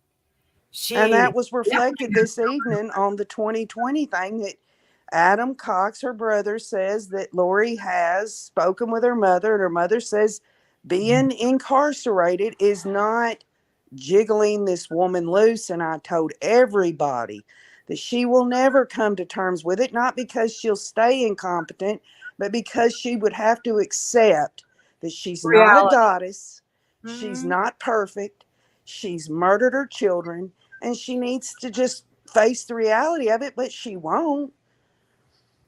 Well, since she believes in all those multiple probations, aka reincarnation, that has saved me about a year right there. Just the different just a different language, I'm like, wait, really? We've just been talking about reincarnation? Okay. I Well, mean, does anybody think that Chad Daybell thinks he's really not guilty, not guilty, not guilty, not guilty? He's going to take it all the way if not he guilt. truly believes that there's multiple probations and this, well, I'm just going to take Exactly. this all the way. That is where I'm like, okay, in your belief system, where is that root? Where That's where I'm just like, okay, this plus this with a, if you take this individual who's in this unhealthy home environment growing up, and you take these beliefs, and then you equals this product, and you have all these Chad and Lori's, and then you're like, oh hell no. No, I'd like to just go ahead and rip all their temple recommends out their damn hands. I'll tell you that. That is one thing I would really, really enjoy. Well, it is disheartening for me that since all of this has come out, the indictments and all this and that, you don't really hear anything, a public statement or anything. Nothing. That's the sad part. And, in some ways I want to say, well, really, what would they say? I mean, wouldn't that be an interesting podcast for someone who, L Mom should cover that one. What would the hierarchy of the Mormon church? Okay, I'm going to tell you this much, KJ. Okay, I was kind of talking earlier about Ervil LeBaron, right? And he believed in the Church of the Firstborn, yada, yada, yada. 28 people dead. He never touched one. Okay. Anyways, but he was more into polygamous. I think these are just more spiritual polygamous. But anyways, allegedly, I don't freaking know. I ain't got time. But so here is Ervil LeBaron, and his dad was also all these damn offshoots. Okay, that's disturbing to me. There shouldn't be this many branches off of anything like that. That's disturbing.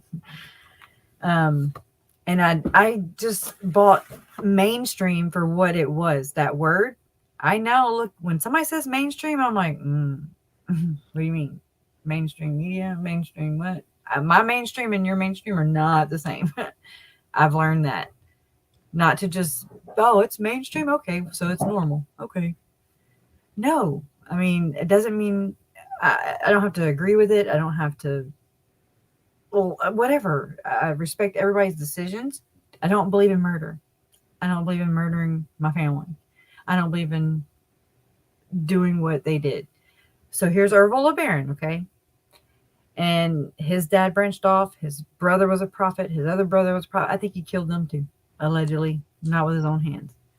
But they had, back in 2018, they had either, I want to say a cartel, something happened to about, I want to say 10, I think it was like at least 10 women and children,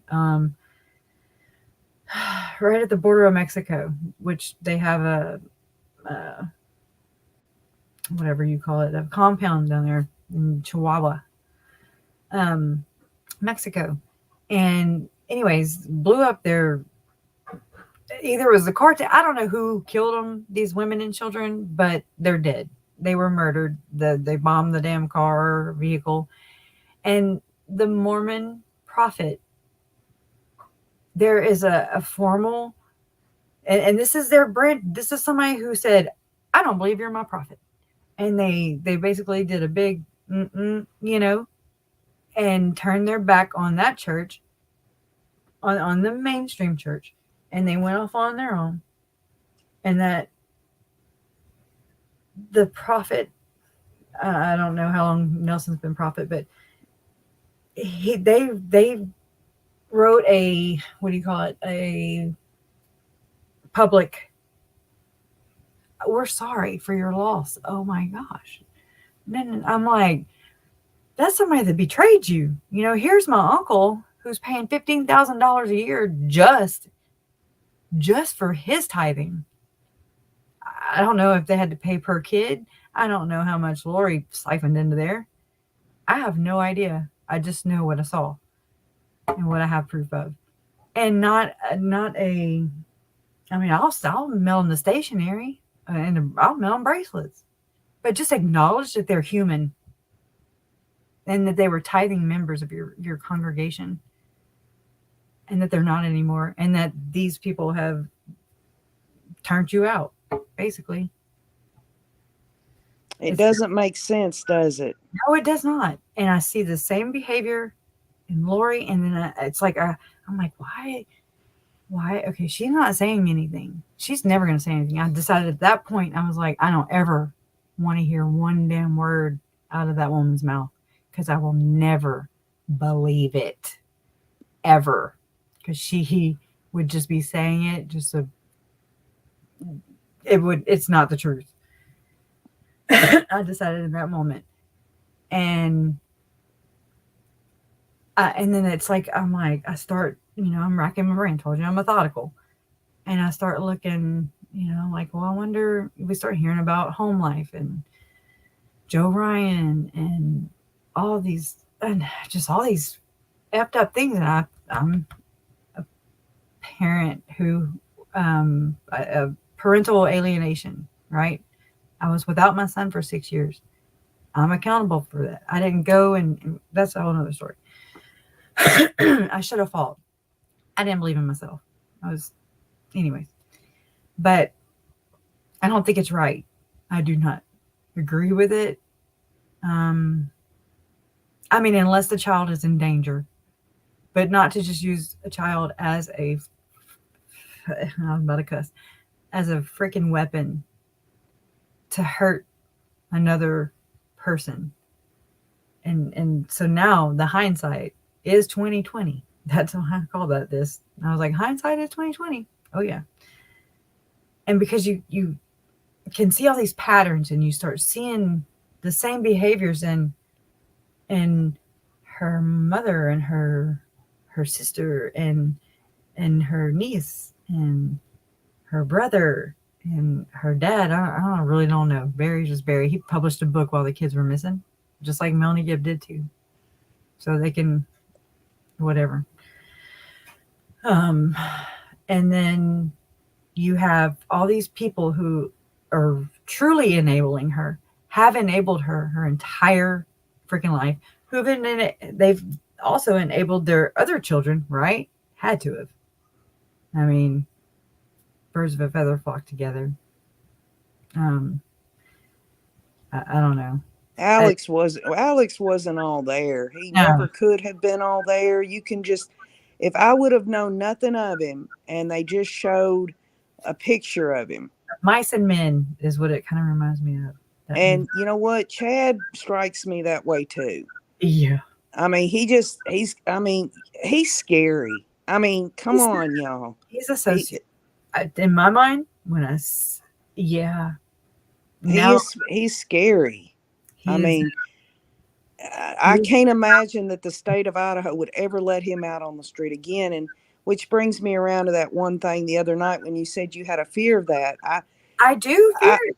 Yeah, well, I might have came off a little strong, and the reason is because I was like, nobody's going to hurt Cresha. I'm not going to let them hurt. That was my feeling. That's you, but that's just you being you, and I love you for that. I love you, and that is your. Well, I love you too. I love everybody in the whole world.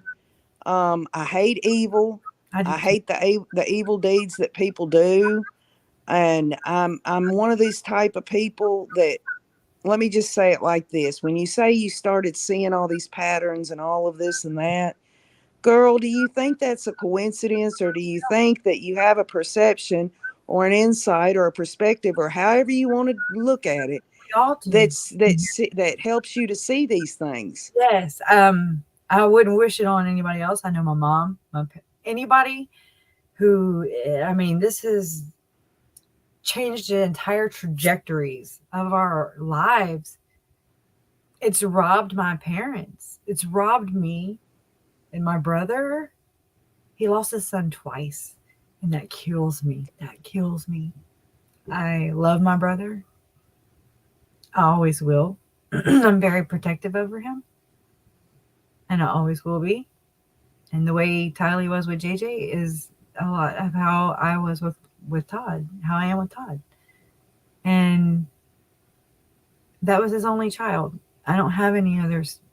I have step nieces and nephews. I'm not close to him. I never was able to be close to JJ because he was adopted. And that's okay, because it wasn't about me. It was about my mom told, I didn't agree with it at first. I didn't. I was like, no, why can't we all just, pitch in and raise them? I couldn't even find a hole, whatever. I don't know what I'm trying to say. Find my butt from a hole in the wall, whatever you want to say. I had no right to even put my 2 cents in, because I was being selfish, point blank. And I've had to watch my parents do this, and I've learned through watching them go through this. It was not easy. They didn't want to give him away. They didn't want to put him for adoption. They didn't put him for adoption. It just was a thing. It just happened. And it made sense. I mean, there was already is still a successful adoption within the family already, of my Uncle Charles, from my Uncle Charles, and that was beautiful. And so not everybody is gonna end up like this. Nobody saw this coming. I don't care who the hell. Nobody saw this coming. And because nobody saw this coming, and a lot of people could look at this case and say the same thing, and it's not their family, but they have that empathy and love and wanting to get justice and all this and that. Can you imagine how to say, I didn't see this coming, how that could really, really play upon somebody's heart? Like, maybe I should have seen it, or maybe I should have. Right. Look at Adam's thing on 2020 tonight. He saw all that going on before Charles was murdered. He could have went to law enforcement. He could have went to the bishop. He could have. I know he was supposed to. Don't get me wrong, but my goodness, it didn't have to take him speaking out after Charles was murdered. He saw the signs. He saw everything, and so he does present himself as someone who was an advocate for Charles, and I get it, but there was so many things. Hindsight is 2020. That's still his family, and I don't know.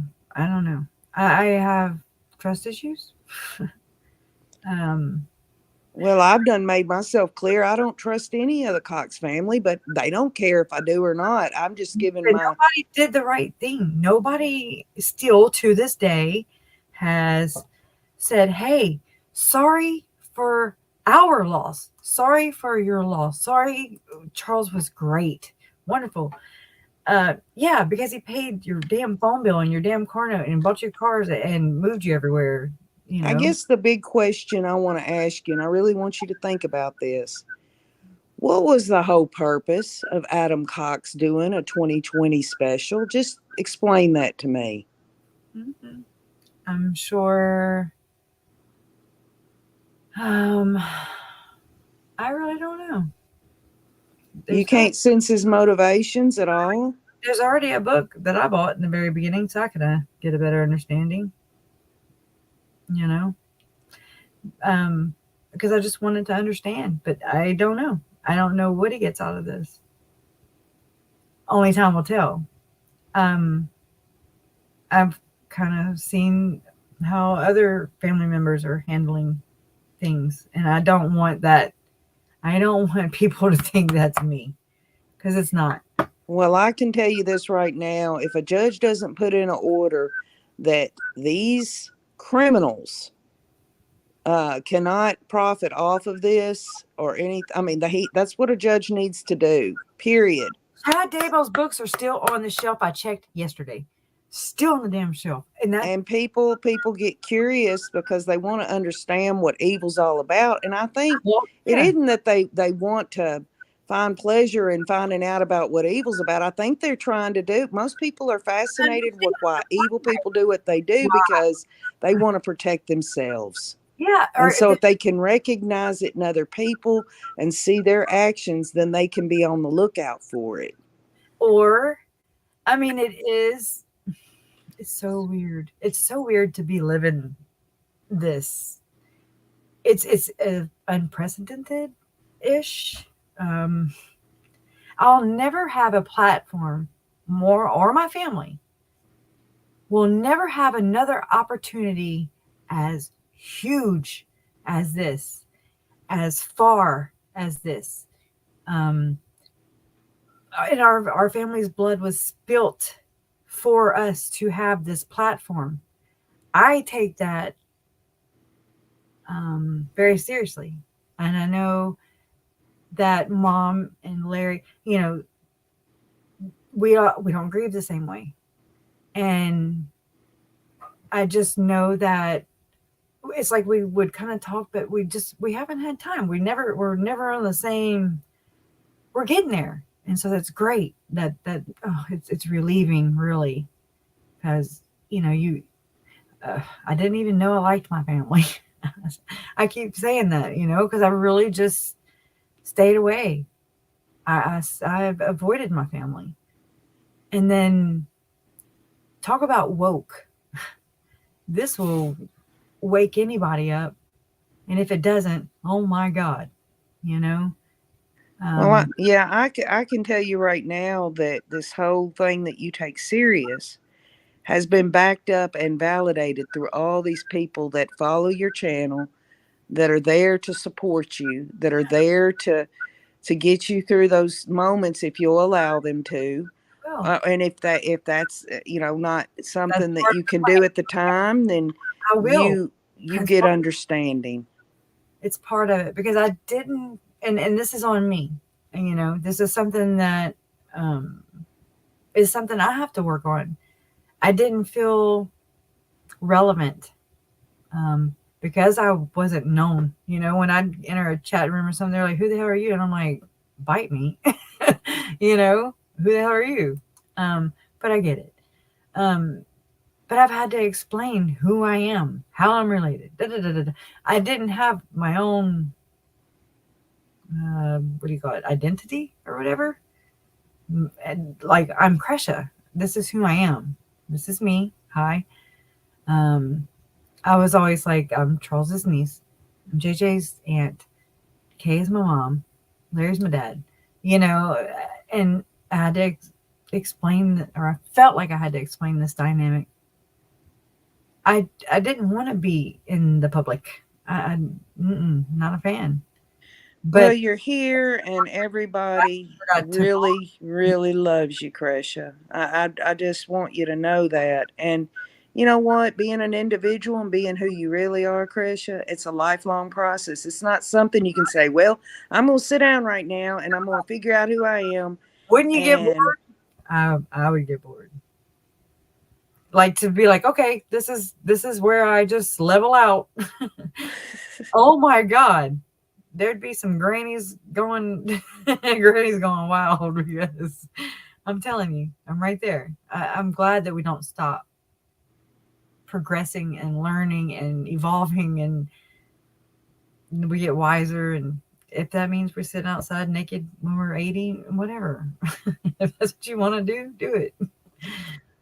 I've Just always do been, what you I've always gotten into analysis and research, and I just want you to know that it's because of this terrible thing that's happened that can. outside of that, I've learned so much knowledge Sure. of different areas of things that I've applied to this case that's Yeah. helped me to grow and Well, learn. And it doesn't mean that I'm studying just murder or, you didn't know you the, were taking this on.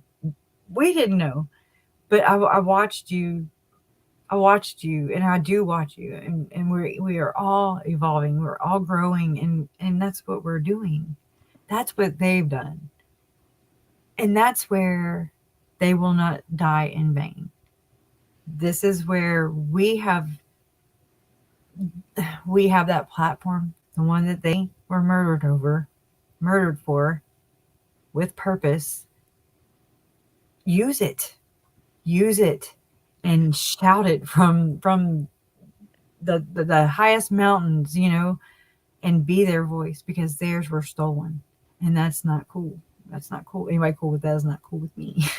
I couldn't have said that better. All I know is that um, as we continue to move forward in whichever direction we choose to move forward in this case, that there are a lot of people that have helped you and helped me and other content creators that have given us their insights. They've pulled their thoughts, their feelings out of their hearts and minds to be part of this discussion and the community. And it's a beautiful thing because, Cresha, listen, we saw the evolution of the evil that Lori and Chad and Alex and the rest of this cult perpetrated, how it ramped up. Now we are going to ramp up the light. We are going to ramp up that love always wins. We are going to show them who they are dealing with. Isn't that beautiful? I mean, that is just the most poetic. That's the poetic justice. That's where all these Tylee, JJ, Tammy, Joe, and Uncle Charles, all of them, you know, they're silenced. They sometimes don't get the media attention. They're still lost. They still have not been taken home, as far as family, you know what I mean? And I can't imagine. Jen asked me this one time.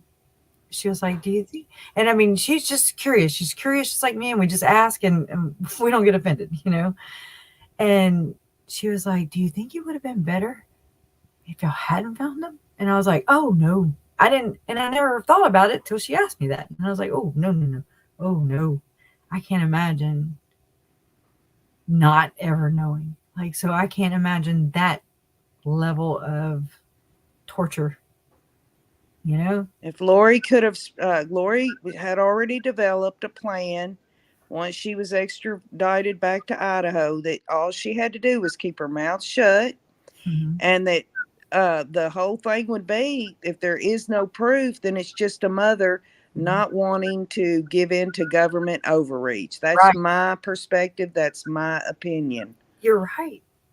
And she could have played it to a hilt. She could have played it on out for years, but they were so stupid to do what they did. But I thank goodness the children were found. But Lord, I mean, come on. I mean, no, I have to put these people are crazy. You say it best. There's no word still. I cannot find a word. I feel like this is the best analogy I have, but when you say diabolic, I'm like, that's about as close as we're gonna get. This stuff was well thought out of. It was well thought out. Big time. That they did. But see, here's the reality. We are figuring things out. We are well thought out in our actions toward what we are trying to do to get justice in this case. Because it's not secret. It's not secret. It's not in the dark, and we're not doing anything dark. You know, it's real. It's truthful. It's out of it gives respect and honor to the victims. Yeah. Chad and Lori can't even bring themselves to accept responsibility for the lives that they took. And they never will, because if they had any shred of humanity in them, or let me just put it to you bluntly, there is no love of God in these two people. I can tell you that right now. I told you what happened. The best thing about her ran down her mama's leg, and you laughed. I was like, oh, I can't make it any prettier than that. Just the best thing about them ran down their mother's leg, or was a stain. They're human stains to me. That's what they are. I feel like even the devil, this is probably morbid as hell, but anyways, here I go. Like, even the devil looks at him and he's just like that's how gross and dark and there's no word. I haven't come up with one. Have you come up with one, Mom? Yeah. Sure. Jason's about to pass through. I guess I'll let him in. Jason the cook. Jason's the cook. He made some combos. So yes. I bet he's an awesome cook. He's great. He's Hello. amazing. How you He's doing? amazing. Okay. He just Are you going to cook me some gumbo? Yes, ma'am. When we go to Idaho, Mom has to cook a big old pot of gumbo. What she Oh. does is she puts, I mean, it's huge, and she takes a damn paddle or canoe, an oar, and she stirs, and it's gonna look like a witch's cauldron, really, if I think about it that way. And that's okay, because she conjures up some damn good gumbo. I love me some gumbo now, I'm going to tell you. And it'll be cold, allegedly. We never know when it'll be, so No. it could be 2028. In the middle of July. We don't know. I went when it was snowing. It was beautiful. It was so pretty up there. So pretty. You seen the new Hey. 3 court hearings for next week? No. Oh, yeah, I got to schedule those. Yeah. I'm going to do the live stream. That's my practice. That's where I practice, is on these court dates. You know, I'm like, oh, well, if not, other people have it, and it's okay. Well, can I ask you something off topic while I've got you on here? Always. Well, my Tennessee Titans are playing tomorrow in Nashville against the Cincinnati Bengals, and I'm having a party here, so I hope you'll root for them. But do you have a good playoff team that you're rooting for this playoff season? That would be Jason. Look, I used to be all into sports. Ask my mom. I used to, I'd cry. I mean, you were talking about LSU a little earlier. That's one heck of a college team. I've lost touch with everything. I'm just getting that back. It got to a point, KJ, where I looked around and I was like, oh my God. Like, if I painted anything over the past 2 years, I painted it white. I have all these white canvases and things everywhere, and I'm just like, that is freaking weird. And ready to paint on, right? Depending on how you look at it. So I'm gonna say Jason. I mean, he's poor thing. He's given up all kinds of things for me. Well, I was just curious because I heard you talking about LSU, and I just figured you probably were going to watch an NFL game. I know that we both are okay with Georgia winning, and that's okay. Oh my gosh, what a game!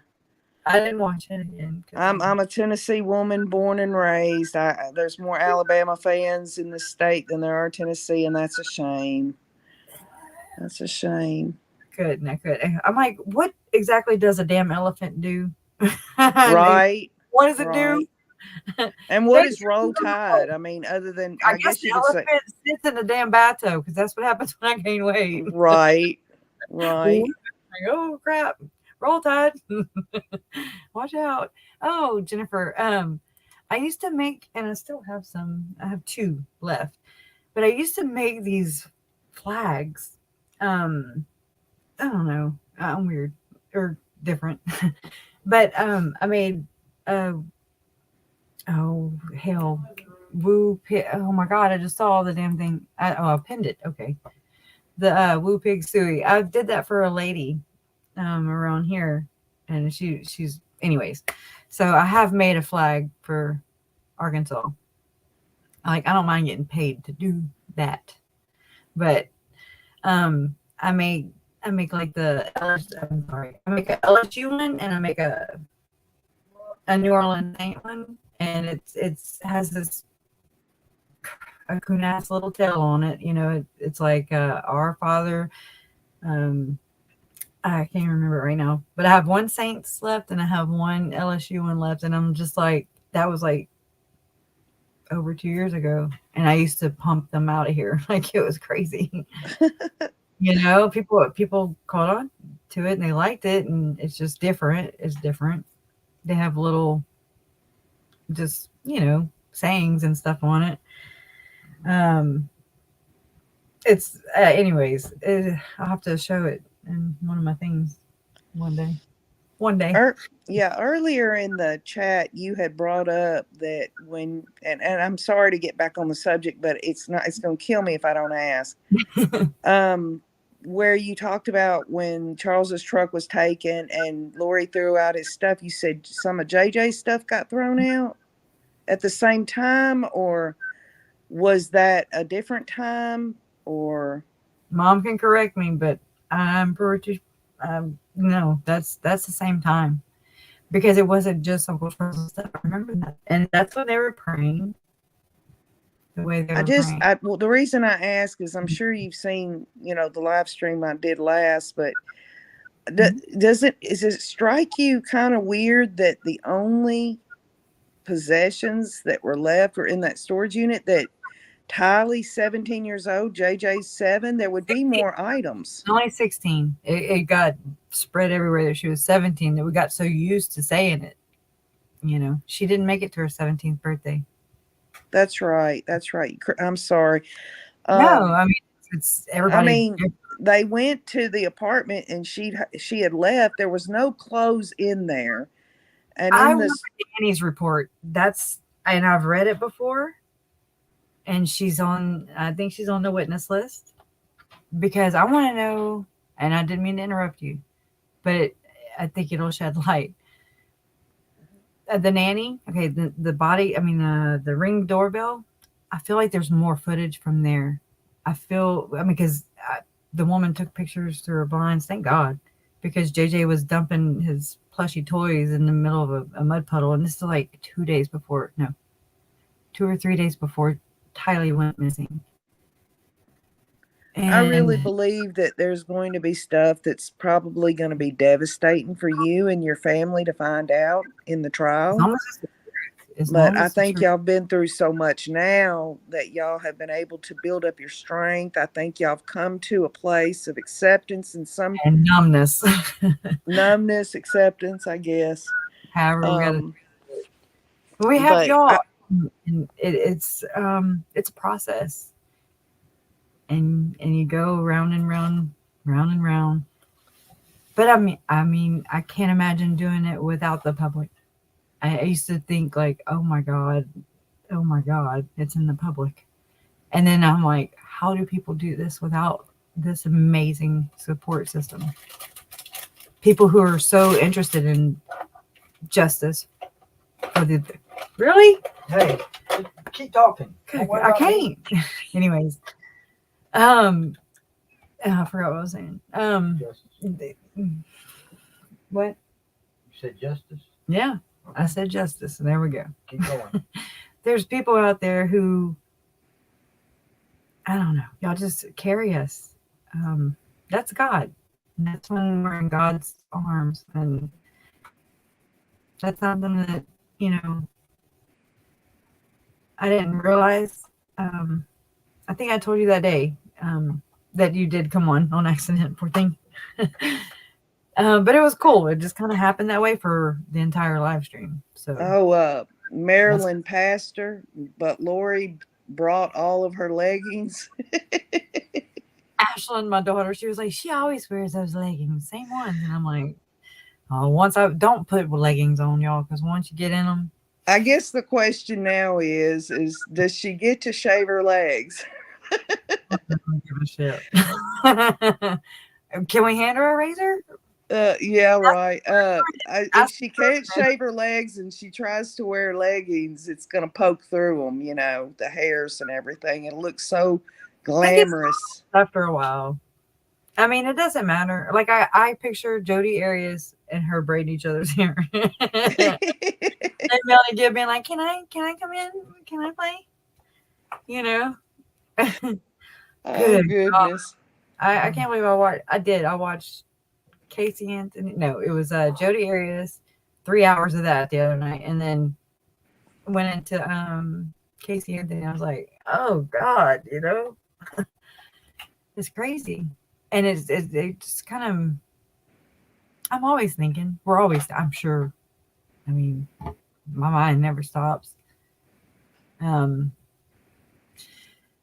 anyways, so it's like I even think about, when this fades away, when this actually does get adjudicated and this does fade away. It'll never go away, but it will fade. Because there's gonna, oh Lord, it's like you have one and then it's like 20 12 more in its place, doing heinous and horrible things. Oh, Lord. What the? Well, when you get caught up on the rewind on the 2020, because I totally understand that you really couldn't Check watch this it, out. you Oh, know. my God. What? I know. I've been noticing those. You need some Oh, mods God, in here. I usually do.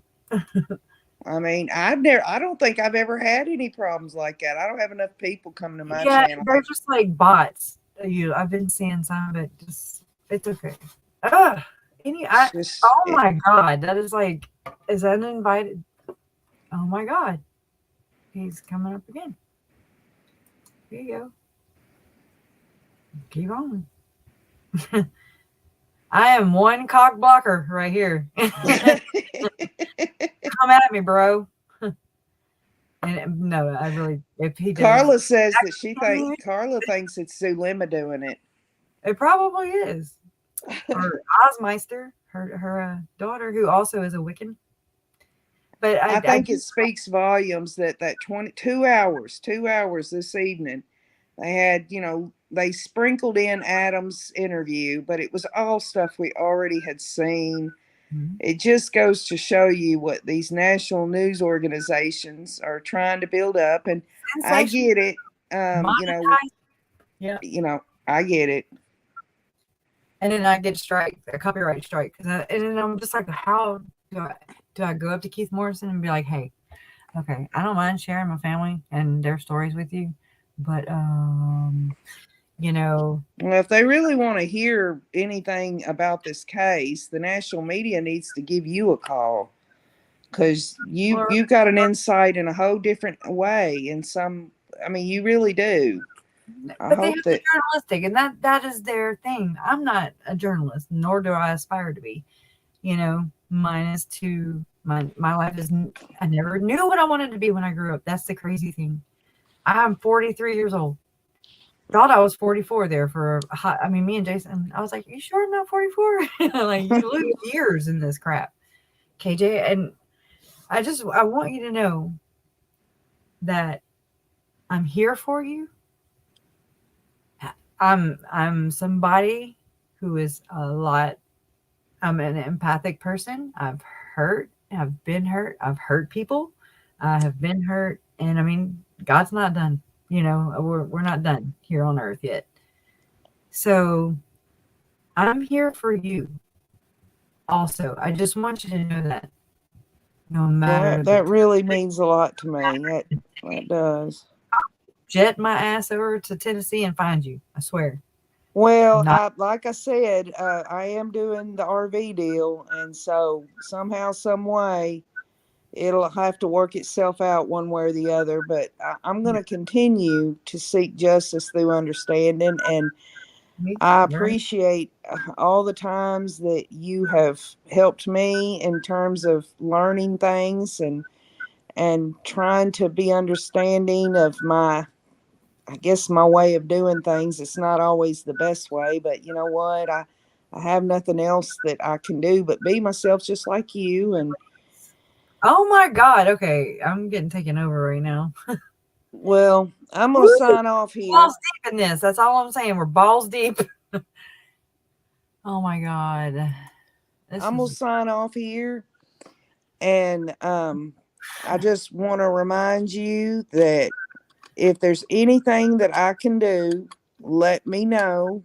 I'll do what I can't guarantee everything, but I'm a yes person if I can do it. And I will continue to push forward in this idea that you have with a foundation eventually. I know it starts with maintenance and upkeep of your platform. I get that.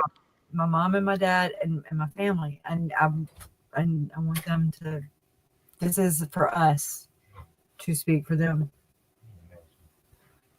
In my purse, baby. Anyways, it's for them. It's for us. It's for us to speak for them. And this is it, and I don't want anybody to be silenced. It sucks. It really does.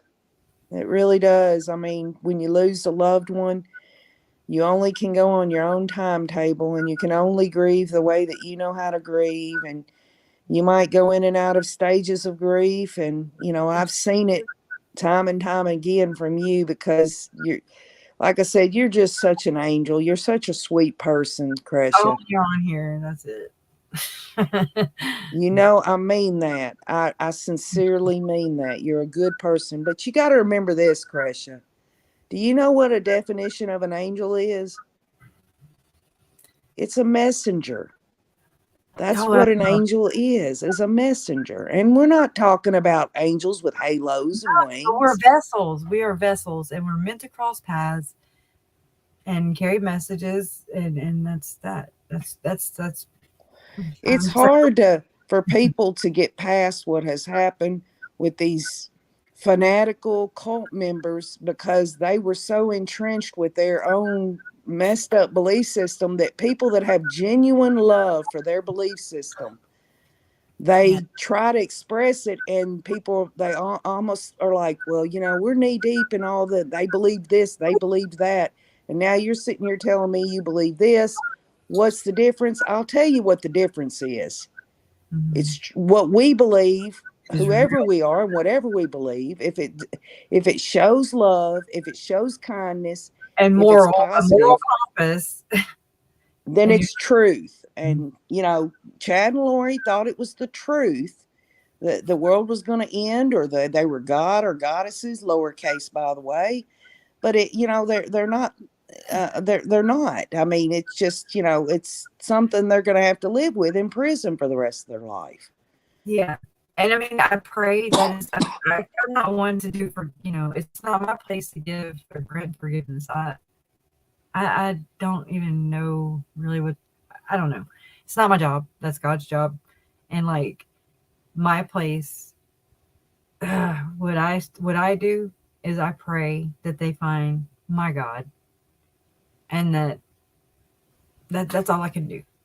God, because Jesus wants all his children. That's how I feel, and that's what I believe. Not just some of them, and I don't have to judge what they did. I don't have to like it either. But that goes back to someone who me. That burden's not on me anyways. I don't have that control. That's not someone left a comment on my page saying, "Who are you to judge?"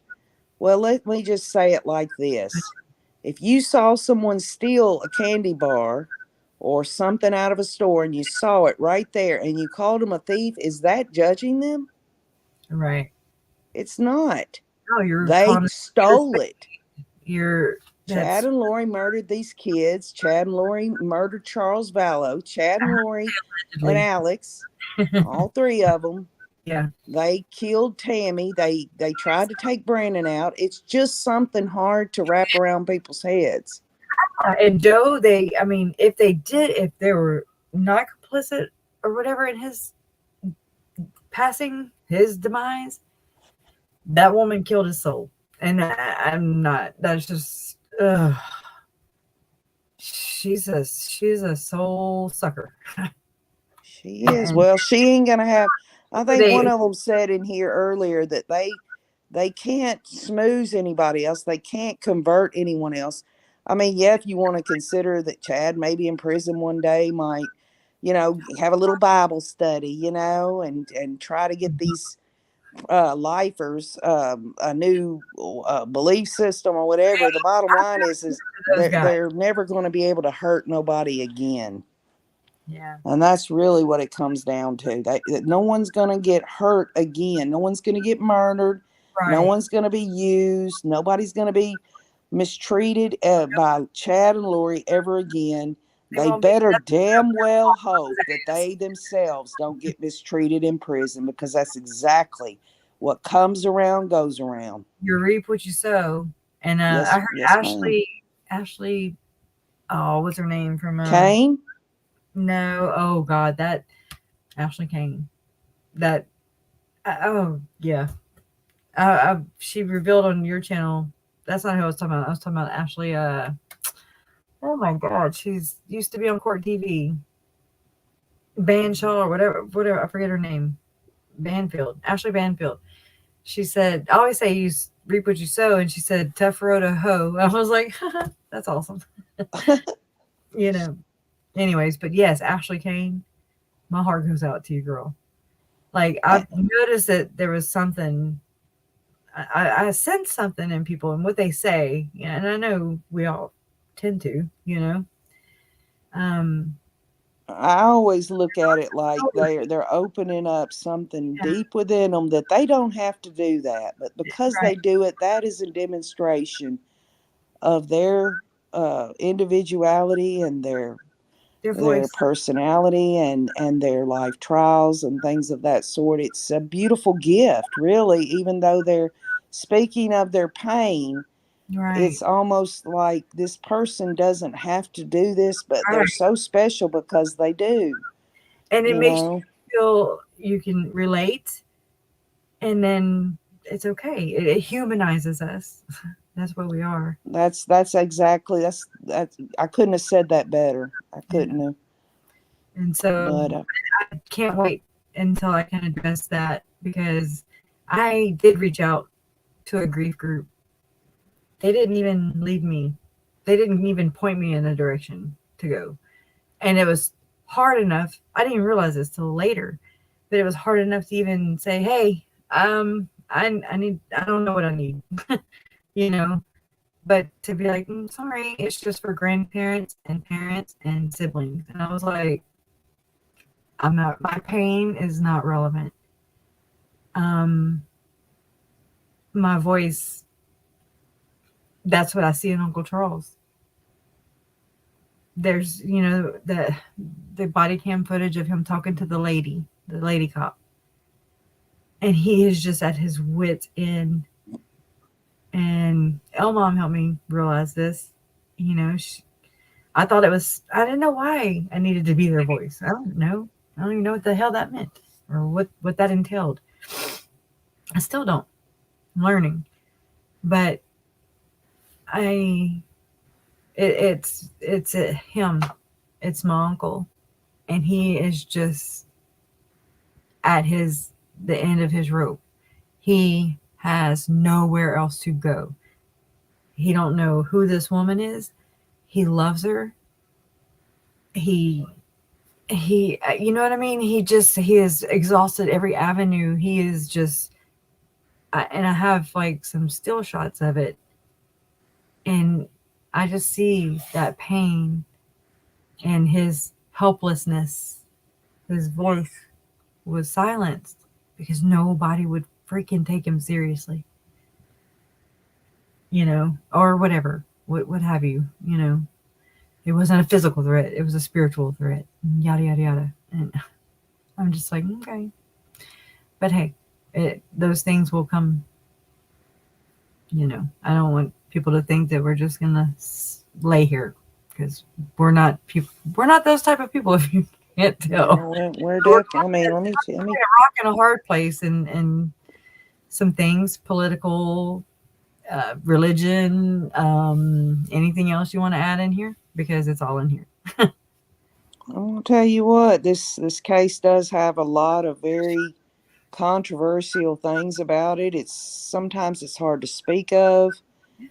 Sometimes you can't. Like I've always said, if ever I feel any kind of sadness or whatever about this case, just because I'm not personally involved with your family or anything, or knew them or knew you really. I mean, I've gotten to know you a lot, but what I'm saying is that it's I channel out those negative, Yes. anger, whatever you want to call it, feelings in the best way that I know how, and that is to try to just be real and to maybe get a smile or a laugh out of somebody sometime, because Yeah.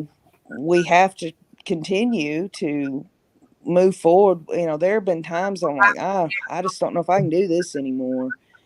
Oh, I know, right? But I Give up. just feel like just like a lot of people on here, it's not just We something have that time. we're just following a case or something. It's something bigger than that. I don't I don't necessarily think that it has to be something well defined. Right? It's just something that resonates with us. It's something that, we felt that maybe hurt us in our past. I think And so. I think you're on the right track with that. Trauma, childhood trauma. yeah, it's a bonding thing. Yeah, when you bring up that thing about, this particular religion, you have this, you want to, you have this heart for women that have these standards that they're having to meet and all this and that. And I mean, there's just so much that you're giving, Kresha, and it's just so much more bigger than you even realize. And I'm just absolutely blown away. I really am. I think you're a really, really wonderful advocate for your uncle and for JJ and for the other victims as well, Tylee and Tammy. And I don't see how anyone else could do it. I mean, you were meant to do it, and it's just going to happen, and it's going to happen however you're going to do it. It's through him. It's through God. And y'all are God's army. I'm telling you. That I'm going to get shirts made. God's army. That's I never could figure that we're not followers. We're not viewers. Like my 6-year-old says, your viewer sent your viewer sent you a package. He says my viewers. Anyways, and it's cute, but that's not what this is. It's a community, and it really is. It's a wonderful community of people from all over the world. It's bigger than the 144K, by the way. Yeah. And so I feel that. It's just a knowing, and that's what this is. That's who we are. We are God's army. That's it. Because that's what I see. I see, God holding us, my family, and that's when you go reflect back on that footprints in the sand thing, and you're like, oh yeah, remember that thing? Just never paid attention to it. And that's when he's carrying you. And then I had a dream, and I look back, and I see all of y'all. I see every one of y'all. And it's the most amazing freaking thing ever. And so I was like, okay. So we just can't show up at the courthouse like the militia or anything like AVAL. They can't be militant color. So yeah, well, I'll tell you what, just like someone said earlier, they said, if Alex wouldn't have died, how many more people would have been murdered? Oh, right. I get it. Lori and Chad were going to continue to do whatever they were going to do. He, his jam that day with Tammy, I feel, and with Brandon, he missed it. That's God. He's just like, okay, watch this. I mean, there's no getting around it. Give that boy some cough medicine. I know he's not feeling good. I can tell. Well, I guess we will end on that. Jason, get you some cough medicine, buddy. I'm joking. Oh man. Well, it's been an honor, Kresha. I appreciate you allowing me to come on tonight, and I want to thank all of y'all for everything. Especially for the cock blockers. Thank you, Amy. I mean, I just want all of y'all to know that, I love you all. I love you, Kresha. I love, everyone that has done all that they can for Kresha. I plan on doing more for Kresha. Just keep everything locked and loaded. And I don't mean a gun. I'm talking about just our moving forward. And on my channel, Justice Through Understanding, I'm going to continue to move forward. We got one Thursday left. Fear. It's going to be on fear. And then we'll go into the next emotion in February. And hopefully we'll get some news. I think we all could use some news right now. I think so too. It's always scary. Any news is always like, I'm like, but it's okay. Like, I think somebody said something. I forgot who it was. They said that whenever they release these national TV shows, they usually come out with some news within the week. So I'm kind of hoping on that. Yeah. Yep. That is true. That's true. And I've been hearing some rumbling. So. Well, I love you, Crescia. You have a good evening. And love always wins. And you too, KJ. I love you. We're here for you. Anytime, any place, you name it, we're there. Okay. Hey, Crescia. Y'all. Keep on looking. I will. Love you. Love you. Bye, guys. Later. Thank you for being here. I'm gonna go take care of my baby.